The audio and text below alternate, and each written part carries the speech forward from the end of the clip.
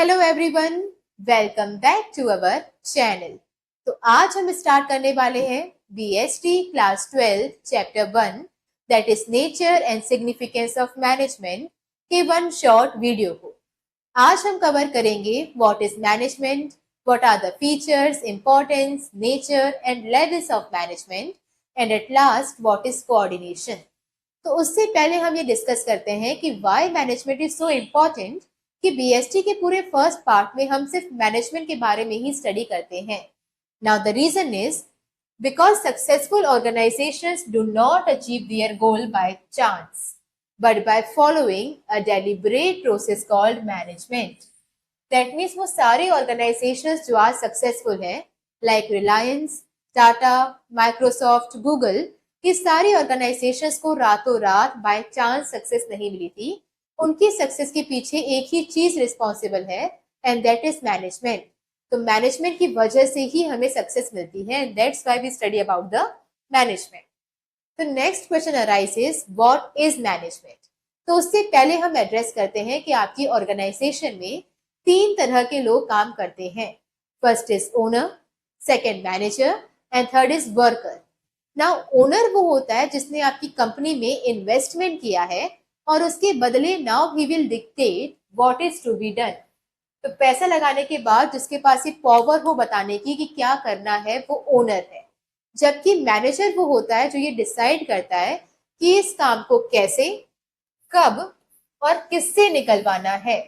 That means manager कभी खुद कुछ काम नहीं करते, वो ये डिसाइड करते हैं कि काम कैसे, कब और कौन करेगा। ना वो लोग जो एक्चुअली उस काम को परफॉर्म करते हैं उसे हम कहते हैं workers. Now that is clear कि मैनेजर खुद कुछ काम नहीं करता, वो क्या करता है, काम निकलवाता है। That means management is a process of getting things done. काम करना इज नॉट मैनेजमेंट, काम निकलवाना इज मैनेजमेंट। ना वो काम हमें निकलवाना है with the aim of achieving goals effectively and efficiently. Management में हम दूसरों से काम निकलवाते हैं ताकि हमारी कंपनी का गोल अचीव हो जाए इफेक्टिवली और एफिशिएंटली। नाउ इस पूरी डेफिनेशन से दो क्वेश्चन अराइज होते हैं। फर्स्ट, इफेक्टिवली और एफिशिएंटली में क्या फर्क होता है। सेकंड, अगर मैनेजमेंट एक प्रोसेस है तो what are the steps of this process. Now process तो वही होती है ना जिसमें मल्टीपल स्टेप्स इन्वॉल्व हो। तो अगर ये एक प्रोसेस है तो इसके क्या क्या स्टेप्स होते हैं, तो इसे हम एड्रेस करेंगे in the next slide. First is what are the difference between efficiency and effectiveness. Now effectiveness कहता है completing the task on time. That means अगर मैंने आपको कोई टास्क दिया है परफॉर्म करने के लिए और आपने उसे कम से कम वक्त में कंप्लीट कर दिया, that means you are an effective person. जबकि अगर आपने उस काम को करने में कम से कम कॉस्ट लगाई है, that means you are an efficient person. तो टाइम से करना है इस इफेक्टिवनेस, कम से कम खर्चे में करना है इस एफिशिएंसी। नाउ इफेक्टिवनेस कहता है कि अचीव द एंड रिजल्ट। तो इसको सिर्फ एंड रिजल्ट से ही मतलब होता है, किसी भी तरीके से काम कंप्लीट होना चाहिए एट एनी कॉस्ट। जबकि एफिशिएंसी कहता है कि do the cost benefit analysis. तो पहले आप एनालाइज कर लो कि उस काम को करने में कितना खर्चा लगेगा। खर्चा कम हो तो उसे कंप्लीट करो, वरना मत करो। इफेक्टिवनेस कहता है कि डू द राइट टास्क, जबकि एफिशिएंसी कहता है कि do the task in right way. That means effectiveness कहता है कि अगर आपको चाहिए कि वो टास्क टाइम से कंप्लीट हो जाए तो वो तभी होगा जब आप सही काम को ही करते रहोगे। दैट मीन्स कल अगर आपका एग्जाम है और आपको आज सिलेबस कंप्लीट करना है तो वो तभी पॉसिबल है जब आप सिर्फ पढ़ाई ही करते रहो। रील्स मत देखो, मूवीज मत जाओ, यहाँ वहाँ कोई गॉसिप्स मत करो, सिर्फ पढ़ाई करते रहोगे तो वो टास्क कंप्लीट हो जाएगा।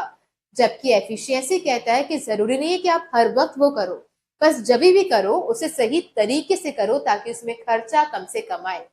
तो ये टाइम के रिगार्डिंग कंसर्न है और ये कॉस्ट के रिगार्डिंग। फिर आता है कि मैनेजमेंट अगर एक प्रोसेस थी तो उसमें कौन कौन से स्टेप्स इन्वॉल्व होते हैं। तो उनके स्टेप्स को हम कहते हैं फंक्शंस ऑफ मैनेजमेंट। एंड कुल मिला के मैनेजमेंट के 5 स्टेप्स या 5 फंक्शंस होते हैं, which is planning, organizing, staffing, directing and controlling. तो starting with the planning.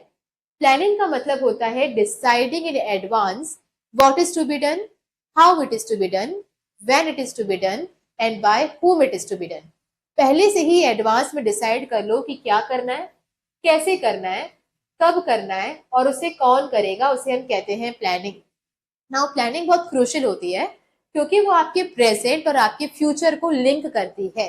That means आप आज जहां पर हो और आप कल जहाँ पे होना चाहते हो, आपके प्रेजेंट और आपके फ्यूचर के बीच में एक बहुत बड़ा गैप होता है और उस गैप को ब्रिज करने का काम कौन करता है? प्लानिंग। तो planning bridges the gap between present and future.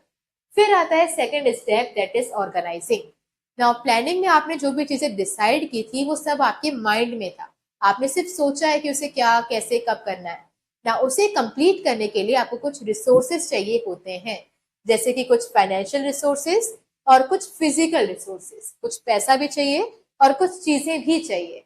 तो अपने प्लान को प्रैक्टिकली इम्प्लीमेंट करने के लिए या उसे एग्जीक्यूट करने के लिए आपको कुछ रिसोर्सेस चाहिए होते हैं। उन्हें रिसोर्सेस को अरेंज करना is known as organizing. Now सोचने के बाद, चीजें अरेंज करने के बाद फिर आप करते हो स्टाफिंग। नाउ पैसे या फिर चीजें अपने आप काम नहीं करती हैं, उन पे काम करने के लिए आपको लोग चाहिए होते हैं। तो लोगों को हायर करके लाना is known as staffing. Now staffing की डेफिनेशन भी काफी इंटरेस्टिंग है। It says finding the right person for the right job, do having the right qualification, doing the right task at the right time. तो सही job के लिए सही इंसान को ढूंढकर लाना जिसके पास सही क्वालिफिकेशन हो, जो सही वक्त पे सही काम को कंप्लीट कर दे, उसे कहते हैं क्या? स्टाफिंग। तो फॉर एग्जाम्पल मेरे स्कूल में मुझे एक फिजिक्स टीचर की रिक्वायरमेंट है, तो सही जॉब के लिए सही इंसान को ढूंढ के लाना जिसके पास सही क्वालिफिकेशन हो।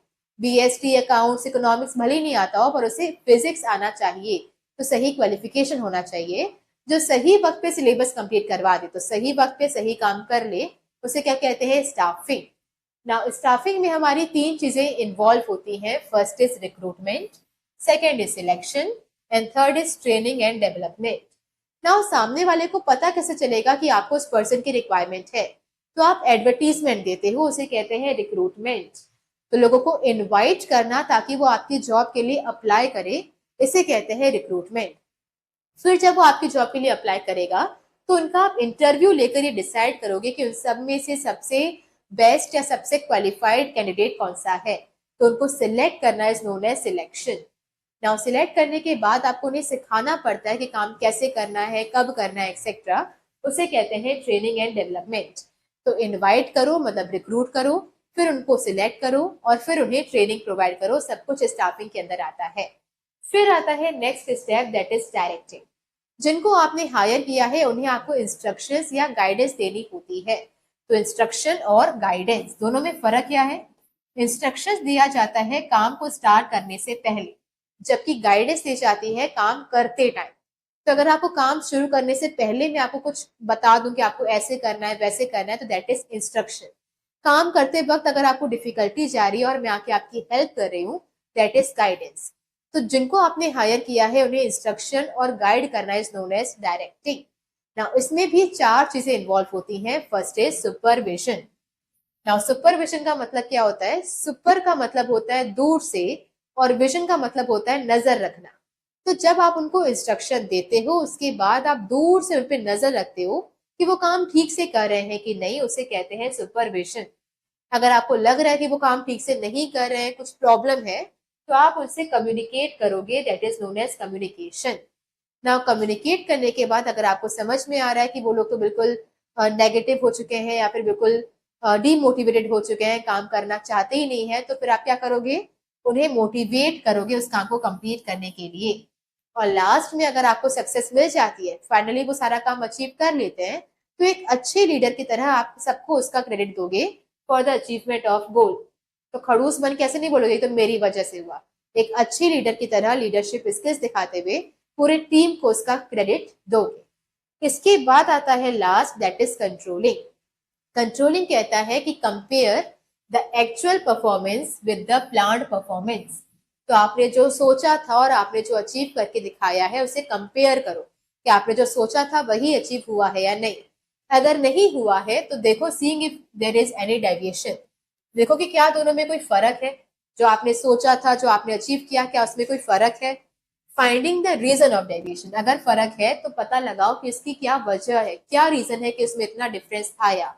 And last, suggesting the corrective measure, suggest करो कि ऐसा क्या करें कि फ्यूचर में ये डेविएशन नहीं आए। ओके, तो पहले कंपेयर करो, देखो कोई डेविएशन तो नहीं है, अगर है तो उसकी वजह क्या है, रीजन क्या है, और फ्यूचर में ऐसा क्या करें कि ये डेविएशन दोबारा ना हो। इन सारे फंक्शन को अगर एक स्टोरी में कन्वर्ट करें तो फॉर एग्जाम्पल क्लास 12th में आपने डिसाइड किया या क्लास 11th में आपने डिसाइड किया था, प्लान किया था कि आपको क्लास 11th में 90% अचीव करना है, तो दैट वाज योर प्लानिंग। फिर इस प्लान को इम्प्लीमेंट करने के लिए आपको कुछ रिसोर्सेस चाहिए थे, लाइक आपको कुछ बुक्स चाहिए थी, नोटबुक चाहिए थी, पेन चाहिए था, पेंसिल, एंड काफी सारी चीजें आपको चाहिए थी और पैसे भी चाहिए थे। तो इन सारी चीजों को या रिसोर्सेस को आपने अरेंज किया, which is known as organizing. फिर नाउ चीजों से काम नहीं बन रहा था, फिर आपको कोई चाहिए था जो आपको वो एक्सप्लेन करे, तो आपने किसी टीचर को हायर किया था जो आपको पढ़ाएगा, या फिर आपने कोई ऑनलाइन कोई क्लासेस को सब्सक्राइब किया था, that is known as staffing. तो आपने किसी टीचर की हेल्प ली या उसे हायर किया, which is known as staffing. ना आपने फिर ना टीचर को बताया था कि आपका कौन सा सब्जेक्ट वीक है, लाइक बीएसटी में हेडिंग्स याद नहीं होती है तो वो करवा देना, या फिर अकाउंट्स में ये चैप्टर नहीं बनता है तो उस पर स्पेशली फोकस करना है, एक्सेट्रा। तो आपने से क्या दिया, इंस्ट्रक्शंस दी। तो जो आप इंस्ट्रक्शन दे रहे थे दैट वर डायरेक्टिंग। सब कुछ करने के बाद फिर लास्ट में जब आपके परसेंटेज आए तो वो आए 85%। तो अब आप क्या करोगे, कंट्रोलिंग करोगे। आप देखोगे कि आपने जो सोचा था वो अचीव हुआ या नहीं, अगर नहीं हुआ तो उसमें डेविएशन कितना है, तो डेविएशन कितना था, 5%। फिर आप निकालोगे कि इस डेविएशन का क्या रीजन है, आप रील्स देख रहे थे, आप मूवीज में गए थे, आपकी तबीयत खराब थी, क्या रीजन है, और फिर इन फ्यूचर आप ऐसा क्या करो कि दोबारा नहीं हो। तो क्लास 12th में आप ऐसे क्या सजेशंस ले रहे हो, क्या करेक्शन करोगे कि ये डेविएशन दोबारा ना आए। Okay, that's all were the functions of management. बढ़ते हैं आगे, फिर आते हैं फीचर्स ऑफ मैनेजमेंट, और सारे फीचर्स को याद रखने की एक सिंपल ट्रिक है, that is I can't ghost people who make good dessert. I can't ghost people who make good dessert. Now ghost करना क्या होता है ये बताने की तो जरूरत नहीं है, इवन आप कमेंट सेक्शन में बताएंगे कि घोस्ट करना किसे बोलते हैं। आई stands for intangible. Now intangible का मतलब होता है management can not be seen, can not be touched, but can be experienced. तो मैनेजमेंट दिखता नहीं है, टच तो आप बिल्कुल नहीं कर सकते, सिर्फ आप उसे एक्सपीरियंस कर सकते हो। दैट मीन्स अगर आप किसी स्कूल में जाओ तो स्कूल को आप देखकर नहीं बता सकते कि इसमें मैनेजमेंट कैसा होगा, आप उसे टच तो बिल्कुल ही नहीं कर सकते, लेकिन जब आप उसमें एडमिशन लेते हो तो विद टाइम आपको रियलाइज होता है कि वहां का मैनेजमेंट कैसा है। सेम किसी हॉस्पिटल में आप जाकर सिर्फ देखकर नहीं बता सकते कि मैनेजमेंट कैसा है, टच भी नहीं कर सकते, पर अगर भगवान न करे कभी कोई एडमिट हो जाए वहां पे, तो विद टाइम आपको रियलाइज होने लगेगा कि वहां का मैनेजमेंट कैसा है। तो ये दिख नहीं सकता, टच नहीं कर सकते, पर एक्सपीरियंस कर सकते हैं। कांट से हो जाएगा कंटिन्यूअस।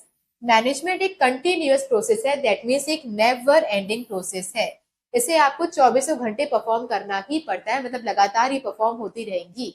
एग्जाम्पल क्या है, POSDC जो अभी हमने पढ़े, पहले हम प्लान करते हैं, फिर चीजों को अरेंज करते हैं, फिर लोगों को हायर करते हैं, फिर उन्हें इंस्ट्रक्शंस देते हैं, फिर हम कंपेयर करते हैं, फिर ऐसा क्या करें कि दोबारा ये डेविएशन ना आए, इसके लिए हम सजेशंस देते हैं, और उसके बेसिस पे फिर हम नेक्स्ट ईयर की प्लानिंग करेंगे, फिर चीजें लाएंगे, फिर स्टाफिंग, फिर डायरेक्टिंग। तो ये पांचों स्टेप्स जो हैं वो लगातार नेवर एंडिंग प्रोसेस की तरह काम करते ही रहते हैं। घोस्ट से हो जाएगा गोल ओरिएंटेड। ना गोल ओरिएंटेड का मतलब क्या है कि मैनेजमेंट सबके इंडिविजुअल के एफर्ट्स को यूनाइट करती है एक सिंगल डायरेक्शन में, that is achievement of goal. इसका मतलब क्या है कि आपकी कंपनी में काफी सारे लोग काम करते हैं, उन सबका गोल अलग अलग होता है। किसी को अपना घर बनवाना है, किसी को बच्चों की फीस पे करनी है, किसी को अपने पेरेंट्स को फॉरेन ट्रिप में लेकर जाना है, एक्सेट्रा। उन सबके एफर्ट्स को एक ही डायरेक्शन में लेके आना, ये मैनेजमेंट का काम होता है, और वो डायरेक्शन क्या होगी, ऑर्गेनाइजेशन का गोल।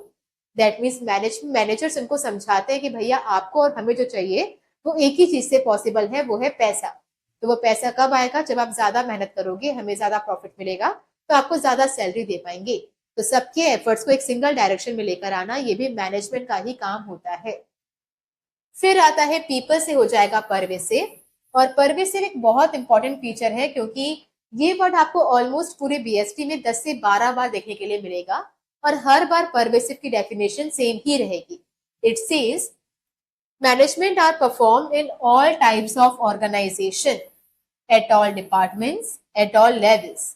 तो परवेसिव का मतलब होता है हर जगह पे, हर तरह की ऑर्गेनाइजेशन में, ऑर्गेनाइजेशन की हर एक डिपार्टमेंट में और हर एक लेवल पर इसे परफॉर्म किया जाता है. हर तरह की ऑर्गेनाइजेशन मतलब मैनेजमेंट आपके स्कूल में भी होता है, हॉस्पिटल्स में भी होता है, आपके बिजनेस में भी होता है, और हॉस्पिटल तो है ही, इवन आपके घरों पर भी परफॉर्म किया जाता है. तो ये हर जगह पे मैनेजमेंट की जरूरत पड़ती ही है. तो आपके घरों में भी प्लानिंग होती है, चीजें अरेंज करके लाते हैं, लोगों को हायर करते हैं, वर्कर्स हेल्पर्स को हम हायर करते हैं एक्सेट्रा. तो मैनेजमेंट हर जगह पर होती ही है. हर डिपार्टमेंट मतलब हर एक कंपनी में काफी सारे डिपार्टमेंट्स होते हैं, like planning department, purchase department, production department, sales department, finance department etcetera. तो हर एक डिपार्टमेंट पे आपकी मैनेजमेंट होती है. और हर एक लेवल मतलब top, middle, bottom, 3 level of management होती है. हर जगह पे आपकी मैनेजमेंट को परफॉर्म करना होता है. तो हर तरह की ऑर्गेनाइजेशन, हर एक डिपार्टमेंट और हर एक लेवल पर ये होता है. मेक से हो जाएगा मल्टी डायमेंशनल. तो मैनेजमेंट के काफी सारे डायमेंशंस होते हैं, जिसमें आपको 3 डायमेंशंस बहुत अच्छे से याद रखने हैं. That is management of work, management of people and management of operation. Management of work का मतलब होता है ये देखना कि उस ऑर्गेनाइजेशन को जिस काम के लिए बनाया गया है वही काम उसमें परफॉर्म हो रहा है कि नहीं. तो फॉर एग्जाम्पल स्कूल को बनाया गया है एजुकेशन के लिए, तो ये देखना कि क्या वहां पे प्रॉपर एजुकेशन दी जा रही है या नहीं. कहीं ऐसा तो नहीं है कि टीचर्स आकर गॉसिप करके बस चले जाती हैं, सिलेबस कंप्लीट नहीं हो रहा है एक्सेट्रा. हॉस्पिटल को बनाया गया है अगर ट्रीटमेंट के लिए, तो ये देखना कि वहां पर प्रॉपर ट्रीटमेंट दिया जा रहा है कि नहीं. तो जिस भी पर्पस के लिए ऑर्गेनाइजेशन को बनाया गया है वो पर्पस वहां से सॉल्व हो रहा है कि नहीं, ये देखता है कि management of work. Management of people का मतलब होता है कि जिन लोगों को आपने हायर किया है अपनी ऑर्गेनाइजेशन में, उन सब लोगों की स्ट्रेंथ को मैक्सिमाइज करना और वीकनेस को इररिलेवेंट या मिनिमाइज कर देना is known as management of people. तो फॉर एग्जाम्पल अगर मेरा वहां पे स्कूल है, मेरा स्कूल है और वहां पे काफी सारे टीचर्स काम करते हैं, तो हर एक टीचर की स्ट्रेंथ को मैक्सिमाइज करना. तो फॉर एग्जाम्पल मेरे पास कोई फिजिक्स टीचर है तो उनसे फिजिक्स तो मैं पढ़वाऊंगी ही, साथ में अगर उनकी मैथ्स अच्छी है तो एक आध पीरियड मैथ्स की दे दो. वो डांस करने में अच्छा है तो फिर किसी भी फंक्शन में कोई डांस प्रैक्टिस होगी तो इन्हें ही बोलेंगे. इनकी क्रिएटिविटी अच्छी है तो फंक्शंस या इवेंट्स पे डेकोरेशन भी कर लेगा. तो इनकी स्ट्रेंथ को मैक्सिमाइज करना. और अगर वो किसी में वीकनेस है या कुछ किसी चीज में वो कमजोर है तो उसे मिनिमाइज करना, मतलब उसे वो सिखाना. तो फॉर एग्जाम्पल उसे व्हाइट बोर्ड में तो पढ़ाने आता है बट प्रोजेक्टर के थ्रू या स्मार्ट क्लासेस लेने नहीं आती है. तो ये सारी चीजों की उन्हें ट्रेनिंग देना ताकि उनकी वीकनेस कम से कम हो सके. फिर आता है management of operation. And operation में क्या होता है, आप management of work and people को मिक्स कर देते हो. दैट मीन्स यहाँ पे पहले आप क्या करते हो, पूरे काम को छोटे छोटे पार्ट्स में डिवाइड करते हो और फिर आप हर एक स्मॉल पार्ट को क्या बोलते हो कि ये ऑपरेशन है. तो मैनेजमेंट ऑफ ऑपरेशन में आप पूरे काम को छोटे छोटे पार्ट्स में डिवाइड करोगे, हर एक पार्ट को आप क्या बोलोगे, ऑपरेशन. और फिर ये डिसाइड करोगे ये पर्टिकुलर ऑपरेशन कौन सा पीपल या कौन सा पर्सन परफॉर्म कर रहा होगा. तो फॉर एग्जाम्पल अगर आपके स्कूल में कॉमर्स पढ़ाया जाता है तो कॉमर्स के लिए काफी सारे सब्जेक्ट्स होते हैं like accounts, BST, economics, Hindi, English etcetera. तो पूरे काम को छोटे छोटे पार्ट्स में डिवाइड किया जाएगा और हर एक पार्ट को क्या बोलेंगे, ऑपरेशन. और नाउ ये ऑपरेशन फॉर एग्जाम्पल ये बीएसटी का ऑपरेशन कौन सा टीचर परफॉर्म करेगी, देन अकाउंट्स का, देन इकोनॉमिक्स का, ये डिसाइड करना is known as management of operation. फिर हम बात करते हैं नेक्स्ट, गुड से हो जाता है ग्रुप एक्टिविटी. मैनेजमेंट एक ग्रुप एक्टिविटी होती है, सिंगल पर्सन कभी भी मैनेजमेंट कर ही नहीं सकता. तो वहां पे आपको ग्रुप चाहिए होता है. और साथ ही में वो मैनेजमेंट तभी पॉसिबल है जब वो जो ग्रुप है उसका हर एक पर्सन अपना रोल फुलफिल करेगा. तो जब हर एक पर्सन अपना रोल अच्छे से परफॉर्म करता है तभी मैनेजमेंट पॉसिबल होती है. किसी एक पर्सन ने भी अगर अपना रोल अच्छे से परफॉर्म नहीं किया तो मैनेजमेंट एग्जीक्यूट हो ही नहीं पाएगी. तो फॉर एग्जाम्पल आपके स्कूल में भी काफी सारे लोग हैं, टीचर्स हैं, प्रिंसिपल है, वाइस प्रिंसिपल है, इवन वर्कर्स भी हैं. नाउ फॉर एग्जाम्पल वहां पे जो क्लीनिंग स्टाफ है उन्होंने अच्छे से काम नहीं किया.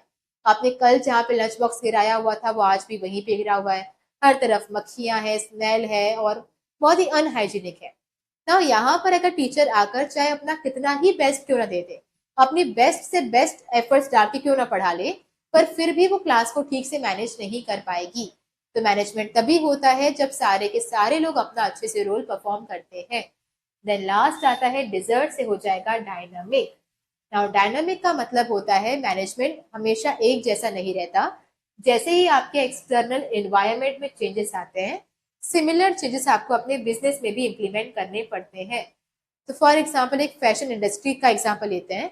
अगर मैं किसी फैशन इंडस्ट्री में काम करती हूँ और अभी तक मार्केट में फटी हुई चीज का बहुत बड़ा फैशन था, तो हम वही चीज बना रहे थे। बट द मोमेंट वो फैशन जाएगा और कोई नया फैशन आएगा, फॉर एग्जाम्पल अभी बेल बॉटम चीज का अगर फैशन है, तो हमें भी अपने इस प्रोडक्शन को स्विच करना पड़ेगा। जैसे आपके स्कूल्स में था, पहले हम ब्लैक बोर्ड में पढ़ते थे, फिर हम व्हाइट बोर्ड में पढ़ने लगे। जब कोरोना आया तो फिर ऑनलाइन क्लासेस लगने लगी। तो जब भी इन्वायरमेंट में चेंजेस आते हैं, आपको सिमिलर चेंजेस अपने बिजनेस में भी इम्प्लीमेंट करने पड़ते हैं, और वो कौन करता है? मैनेजमेंट। तो मैनेजमेंट हमेशा एक जैसा नहीं रहता, इसे चेंज करना पड़ता है। ये थे हमारे फीचर्स। इसके बाद हम बात करेंगे इंपॉर्टेंस ऑफ मैनेजमेंट। अगेन जो सारी इंपॉर्टेंस है मैनेजमेंट की, उसे भी आप याद कर सकते हो with the simple trick. Is GDP important? Is GDP important? Now I से हो जाएगा इंक्रीजेस एफिशिएंसी। नाउ अभी हमने देखा है कि एफिशिएंसी का मतलब क्या होता है? कम से कम खर्चे में टास्क को कंप्लीट करना इज नोन एज एफिशिएंसी। तो मैनेजमेंट ये ट्राई करता है कि आपकी ऑर्गेनाइजेशन में जो भी रिसोर्सेस हैं, उन सब का ऑप्टिमम यूटिलाइजेशन होना चाहिए। ऑप्टिमम का मतलब होता है सही तरीके से, यूटिलाइजेशन का मतलब होता है यूज होना चाहिए। तो जब सारे रिसोर्सेस का अच्छी तरीके से यूसेज होगा, तो क्या होगा? वेस्टेज नहीं होगा। और जब वेस्ट नहीं होता है तो कॉस्ट कम से कम लगता है। तो आपके पास जो भी चीजें हैं, आप उसको अच्छी तरीके से यूज करो। कोई भी चीज वेस्ट नहीं होनी चाहिए, और वेस्ट नहीं होगा तो खर्चा कम से कम लगेगा, तो एफिशिएंसी आ जाएगी। तो मैनेजमेंट इंश्योर करता है कि जो खर्चा है वो कम से कम लगना चाहिए। एस से हो जाएगा सोशल डेवलपमेंट। तो मैनेजमेंट सिर्फ आपकी ऑर्गेनाइजेशन के लिए काम नहीं करता, बल्कि वो सोसाइटी के डेवलपमेंट में भी कंट्रीब्यूट करता है। और ये आप आगे पढ़ोगे जब हम सोशल ऑब्जेक्टिव्स कवर कर रहे होंगे। तो मैनेजमेंट इंसिस्ट करता है ऑन प्रोवाइडिंग क्वालिटी गुड्स। तो ये बात करता है कि आपको सोसाइटी में अच्छी क्वालिटी के गुड्स प्रोवाइड करने चाहिए, दैट टू कम से कम प्राइसेस पे। आपको जो भी आप प्रोडक्शन करवा रहे हो वो लेबर से करवाना चाहिए, ताकि एम्प्लॉयमेंट जनरेट हो सके। देन जो आप सामान बना रहे हो वो इको फ्रेंडली होना चाहिए, और सामान से आपकी सोसाइटी को कोई नुकसान नहीं होना चाहिए। एंड साथ ही में आपको सोशल डेवलपमेंट में भी कॉन्ट्रीब्यूट करना चाहिए। जब सोसाइटी में अगर कोई स्कूल बन रहा है, कॉलेजेस बन रहे हैं, हॉस्पिटल बन रहा है, तो उसमें आपको भी डोनेशन देना चाहिए। तो मैनेजमेंट सिर्फ कंपनी के लिए काम नहीं करता, बल्कि सोसाइटी के डेवलपमेंट के लिए भी काम करता है। इसके बाद हम बात करते हैं नेक्स्ट इज जीडीपी। तो जी से क्या हो जाएगा? ग्रुप गोल। वही सेम चीज यहाँ पे, जो मैनेजमेंट होता है वो तभी अच्छे से परफॉर्म होता है जब हर एक पर्सन अपना रोल अच्छे से फुलफिल करता है। तो इसके लिए क्या किया जाता है? मैनेजमेंट में हर एक इंडिविजुअल के गोल को यूनाइट किया जाता है एक सिंगल डायरेक्शन में, ताकि हमारी ऑर्गेनाइजेशन का गोल अचीव हो जाए। तो ये सबके एफर्ट्स को एक सिंगल डायरेक्शन में लेकर आता है। तो पूरे ग्रुप की एक्टिविटीज को सिंगल डायरेक्शन में ले आओगे तो पूरे ग्रुप का गोल अचीव हो जाएगा। फिर हम बात करते हैं डी से हो जाता है डायनामिक ऑर्गेनाइजेशन। तो यहाँ पर डायनामिक का मतलब क्या होता है कि मैनेजमेंट को चेंज करना पड़ता है, ये तो फीचर है ही, पर साथ में इसमें खास बात क्या होती है कि जब भी आपके एक्सटर्नल एनवायरनमेंट में चेंजेस आते हैं, आपको सिमिलर चेंजेस बिजनेस में भी इम्प्लीमेंट करने पड़ते हैं। पर जब आप बिजनेस में चेंजेस करते हैं तो एम्प्लॉयज आर जनरली रेजिडेंट या रेजिस्टेंट, है ना। तो कभी भी नहीं चाहते कि चेंजेस को इम्प्लीमेंट किया जाए। तो फॉर एग्जाम्पल अगर मैं एक वॉचमैन हूँ, मुझे आदत है हमेशा रजिस्टर में ही एंट्री करने की। नाउ कोई अब मुझे बोले कि नहीं, आपको कंप्यूटर सीखना पड़ेगा और वहां पे एंट्री करनी पड़ेगी, तो मुझे कोई नई चीज को इम्प्लीमेंट करने में टाइम लगेगा, तो मैं जनरली रेजिस्ट करती हूँ चेंजेस से। तो यहाँ पे मैनेजमेंट उनको मोटिवेट करता है ताकि वो अपनी मर्जी से विलिंगली चेंजेस को अडॉप्ट करें। उन्हें वो समझाता है कि अगर वो ये चेंजेस अडॉप्ट करते हैं तो उनको भी कंपटीशन को सरवाइव करने में हेल्प होगी, तो उनकी स्किल्स बढ़ेंगी और इन फ्यूचर वो जो कंपटीशन बढ़ रहा है उसमें सरवाइव कर पाएंगे। तो फॉर एग्जाम्पल अगर मैं टीचर हूँ और मैं अभी तक व्हाइट बोर्ड में पढ़ाती थी, नाउ मेरा स्कूल का मैनेजमेंट मुझे फोर्स कर रहा है कि भैया आप अब व्हाइट बोर्ड छोड़ो और आप स्मार्ट क्लासेस में पढ़ाओ, तो जनरली मैं उस चेंज को पहले रेजिस्ट करूंगी कि नहीं भैया क्या जरूरत है। रीजन क्या है? क्योंकि मुझे आता नहीं है ना, तो मुझे सीखना पड़ेगा। तो इस केस में मैनेजमेंट मुझे समझाएगा, मुझे मोटिवेट करेगा कि ये चेंज मेरे लिए भी इक्वली इंपॉर्टेंट है। इसे कहते हैं डायनामिक ऑर्गेनाइजेशन को बनाने में मैनेजमेंट हेल्प करता है। फिर आता है पी से पर्सनल ऑब्जेक्टिव्स। पर्सनल ऑब्जेक्टिव्स ये आप आगे पढ़ेंगे ऑब्जेक्टिव्स में, पर ये कंपनी के ओनर के खुद के ऑब्जेक्टिव्स नहीं होते हैं। आपकी कंपनी में जो एम्प्लॉयज काम कर रहे हैं उनके ऑब्जेक्टिव्स को हम कहते हैं क्या? Personal objectives. नाउ मैनेजमेंट सिर्फ कंपनी के लिए या सोसाइटी के लिए काम नहीं करता, ये वहां पे काम कर रहे एम्प्लॉयज के लिए भी काम करता है। तो मैनेजमेंट ये इंश्योर करता है कि हर एक इंसान को या हर एक एम्प्लॉय को प्रॉपर सैलरी मिलनी चाहिए, टाइम टू टाइम ट्रेनिंग मिलनी चाहिए, अच्छी वर्किंग कंडीशन मिलनी चाहिए, एक्सेट्रा। तो ये सारी चीजें इंश्योर करता है मैनेजमेंट। तो यहाँ पे मैनेजर्स जो है वो हेल्प करते हैं कि ऑर्गेनाइजेशन की हर एक एम्प्लॉय को प्रॉपर गोल्स उनके अचीव होने चाहिए, मतलब सैलरी, अच्छी वर्किंग कंडीशंस, सब कुछ उनको मिलना चाहिए। नाउ एग्जैक्टली पर्सनल ऑब्जेक्टिव्स क्या होते हैं ये आप इसके नेक्स्ट स्लाइड में समझेंगे। बढ़ते हैं आगे। So next is objective of management. Now objective का मतलब होता है कि आप क्या अचीव करना चाहते हो। मैनेजमेंट के 3 ऑब्जेक्टिव्स होते हैं। First is organizational objective, second is social and third is personal objective. Now management आपकी कंपनी के लिए जो अचीव करना चाहती है उसे कहते हैं ऑर्गेनाइजेशनल ऑब्जेक्टिव। सोसाइटी के लिए जो आप अचीव करना चाहते हो दैट इज सोशल ऑब्जेक्टिव। और अपनी कंपनी में काम कर रहे हैं एम्प्लॉयज के लिए जो आप अचीव करना चाहते हो दैट इज पर्सनल ऑब्जेक्टिव। तो स्टार्ट करते हैं विद द ऑर्गेनाइजेशनल ऑब्जेक्टिव, जिसमें 3 तरह के ऑब्जेक्टिव्स आते हैं। First is survival, second is profit and third is growth. Now जब आप बिजनेस स्टार्ट करते हो तो आपका पहला कंसर्न होता है सर्वाइवल, क्योंकि आप अकेले नहीं हो जो बिजनेस कर रहे हो, आपके अलावा भी काफी सारे लोग हैं जो सेम ही बिजनेस कर रहे हैं। दैट मीन्स मार्केट में कंपटीशन बहुत हाई है। तो उस कॉम्पिटिटिव मार्केट में आप कैसे सर्वाइव करोगे ये बहुत बड़ा कंसर्न होता है। और ये तभी पॉसिबल होता है जब आप कम से कम उतना रेवेन्यू अर्न कर रहे हो जितना आपका खर्चा जा रहा है।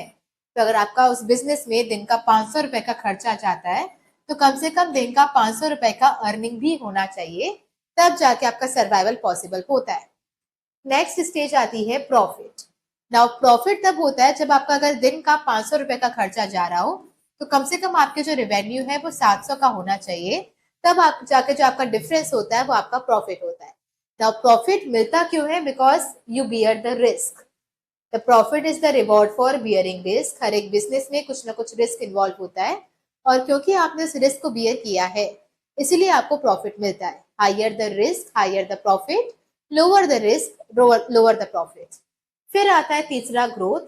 जो भी आपने प्रॉफिट कमाया है उसका एक छोटा सा पार्ट आप दोबारा अपने बिजनेस में री इन्वेस्ट करते हो ताकि ग्रोथ एंड डेवलपमेंट हो सके।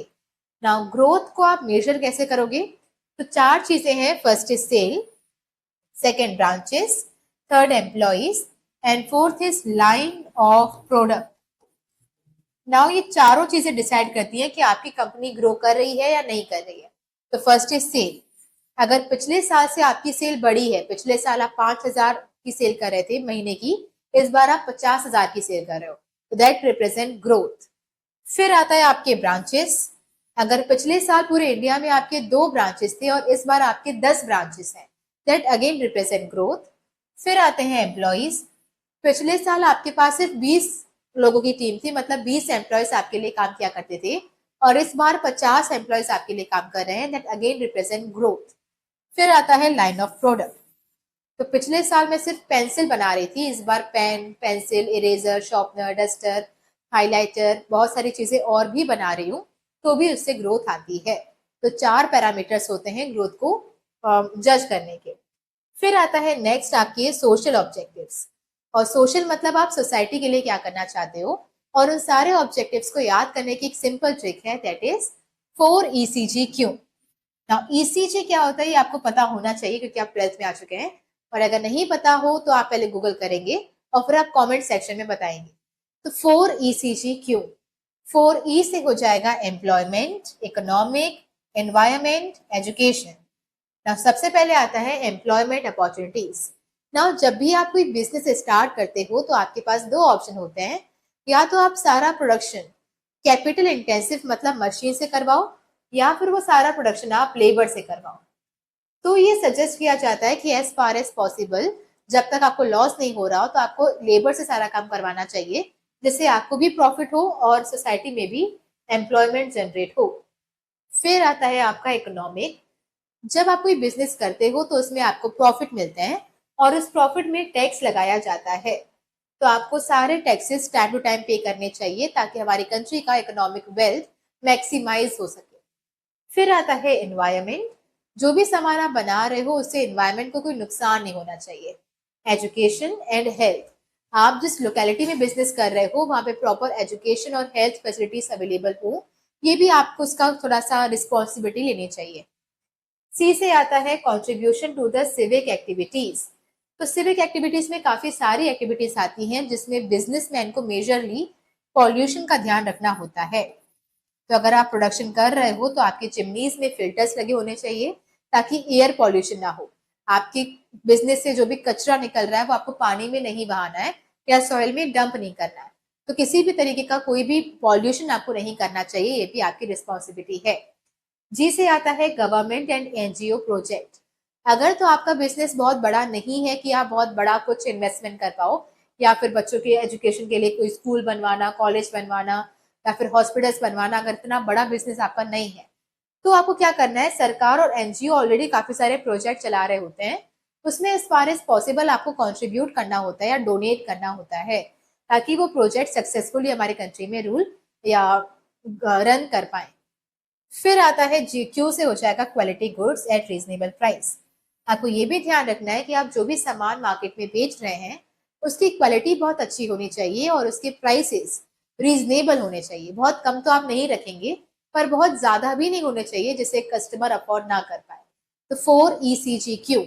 ई से employment, environment, education, economic wealth. C से सिविक एक्टिविटीज, जी से government and NGO project, Q से quality goods at reasonable price. फिर आता है पर्सनल ऑब्जेक्टिव्स और ये होते हैं आपकी कंपनी में काम कर रहे एम्प्लॉयज के लिए। नाउ एम्प्लॉयज को सबसे पहली चीज क्या चाहिए होती है, सैलरी। तो आपको उन्हें प्रोवाइड करना है timely and competitive salary. Timely का मतलब ये होता है कि अगर आपको पता है कि हर महीने की पहली तारीख को आपको सैलरी पे करनी होती है तो वेट मत करो कि वर्कर्स आके पहले मांगे फिर आप उन्हें पे करोगे। तो टाइम टू टाइम आप उनको सारी सैलरी पे कर दो। कॉम्पिटिटिव का मतलब होता है कि जो अभी मार्केट रेट चल रहा है उसी रेट पर आपको पेमेंट करनी होती है। उसी रेट का मतलब क्या होता है कि किसी की मजबूरी का फायदा उठाकर आपको कम पे नहीं करना, कि मेल को तो आपने पूरी पेमेंट करी पर फीमेल से काम करवा के आपने कम पैसा दिया, कि आपने जानबूझ के 3-4 बच्चों के काम पे लगाया हुआ है ताकि उन्हें पेमेंट कम करनी पड़े। तो ऐसा नहीं होना चाहिए, सबको टाइम टू टाइम और कॉम्पिटिटिव सैलरी पे करनी चाहिए। फिर आता है good and healthy working conditions. जिस जगह पे आप उनसे काम करवा रहे हो वहां की कंडीशन काफी अच्छी होनी चाहिए। दैट मीन्स ऐसा नहीं हो कि वहां पे काम करते करते उनका एक्सीडेंट हो जाए या उनकी फिजिकल बॉडी को कोई इंजरी हो जाए, ऐसा नहीं होना चाहिए। तो अगर आप कंस्ट्रक्शन साइट पे काम करवा रहे हो तो प्रॉपर सेफ्टी मेजर्स होने चाहिए ताकि वो गिर के कहीं उनको चोट न लगे या हाथ पैर नहीं टूटे, ऐसा कुछ नहीं होना चाहिए। फिर आता है ट्रेनिंग, डेवलपमेंट एंड प्रमोशन। ना कई बार जो एम्प्लॉयज को आपने हायर किया होता है वो बिल्कुल फ्रेशर्स होते हैं, उनके पास कोई पास्ट एक्सपीरियंस नहीं होता है।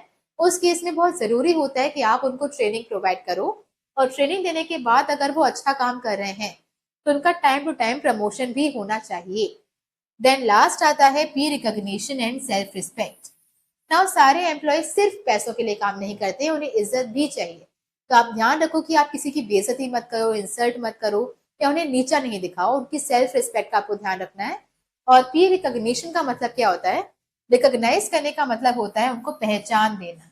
तो किसी एम्प्लॉय ने अगर आपके लिए बेस्ट एफर्ट दिया है, अपनी पूरी मेहनत की है, ओवर टाइम किया है, तो आपको इसको पहचान देनी चाहिए और इसके लिए आप यूज करते हो कुछ अवार्ड्स, जैसे एम्प्लॉय ऑफ द ईयर के अवार्ड। तो एम्प्लॉय ऑफ द ईयर क्या होता है कि अगर किसी एम्प्लॉय ने बहुत अच्छा परफॉर्म किया है तो उसके एफर्ट्स को आप रिकॉग्नाइज करने के लिए, उनकी तारीफ करने के लिए आप उन्हें ये अवार्ड देते हो।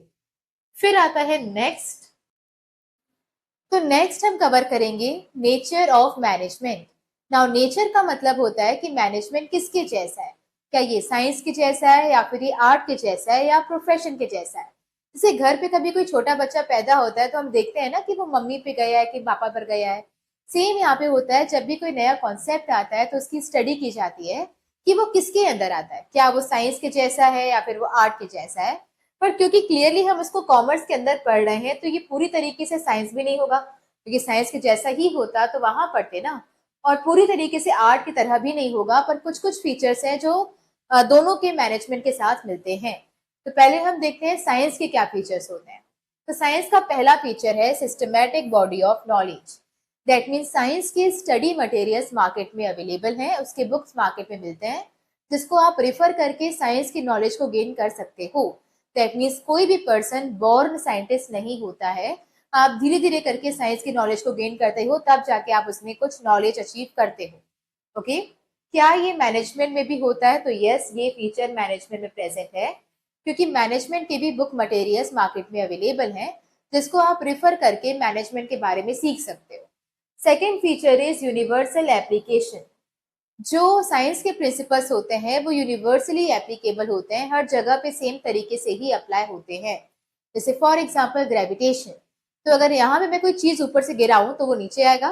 सेम वो जापान, यूएसए, यूके, इटली, हर जगह पे ऐसे ही होगा कि जब भी कोई चीज ऊपर से गिरती है तो नीचे ही आती है। तो ये प्रिंसिपल हर जगह पे एक ही जैसे अप्लाई होते हैं। लेकिन क्या मैनेजमेंट में भी ऐसा होता है? तो नो, ये फीचर मैनेजमेंट में एब्सेंट है, मतलब ऐसा नहीं होता है। रीजन क्या है? क्योंकि मैनेजमेंट के प्रिंसिपल्स हर जगह पे अलग अलग तरीके से अप्लाई किए जाते हैं। एग्जाम्पल लेते हैं, मैनेजमेंट का एक प्रिंसिपल है that is division of work. ये सिखाता है कि काम को डिवाइड कर दो तो काम आसान होता है। बट फॉर एग्जाम्पल अगर मेरे पास 10 लोगों की टीम है तो मैं 10 लोगों में काम डिवाइड करूंगी, कुछ 5 लोगों में डिवाइड होगा, कुछ 4 लोगों में डिवाइड होगा, और कहीं पर अगर टीम है ही नहीं, सोल प्रोप्राइटर है, तो वो काम डिवाइड करेगा ही नहीं।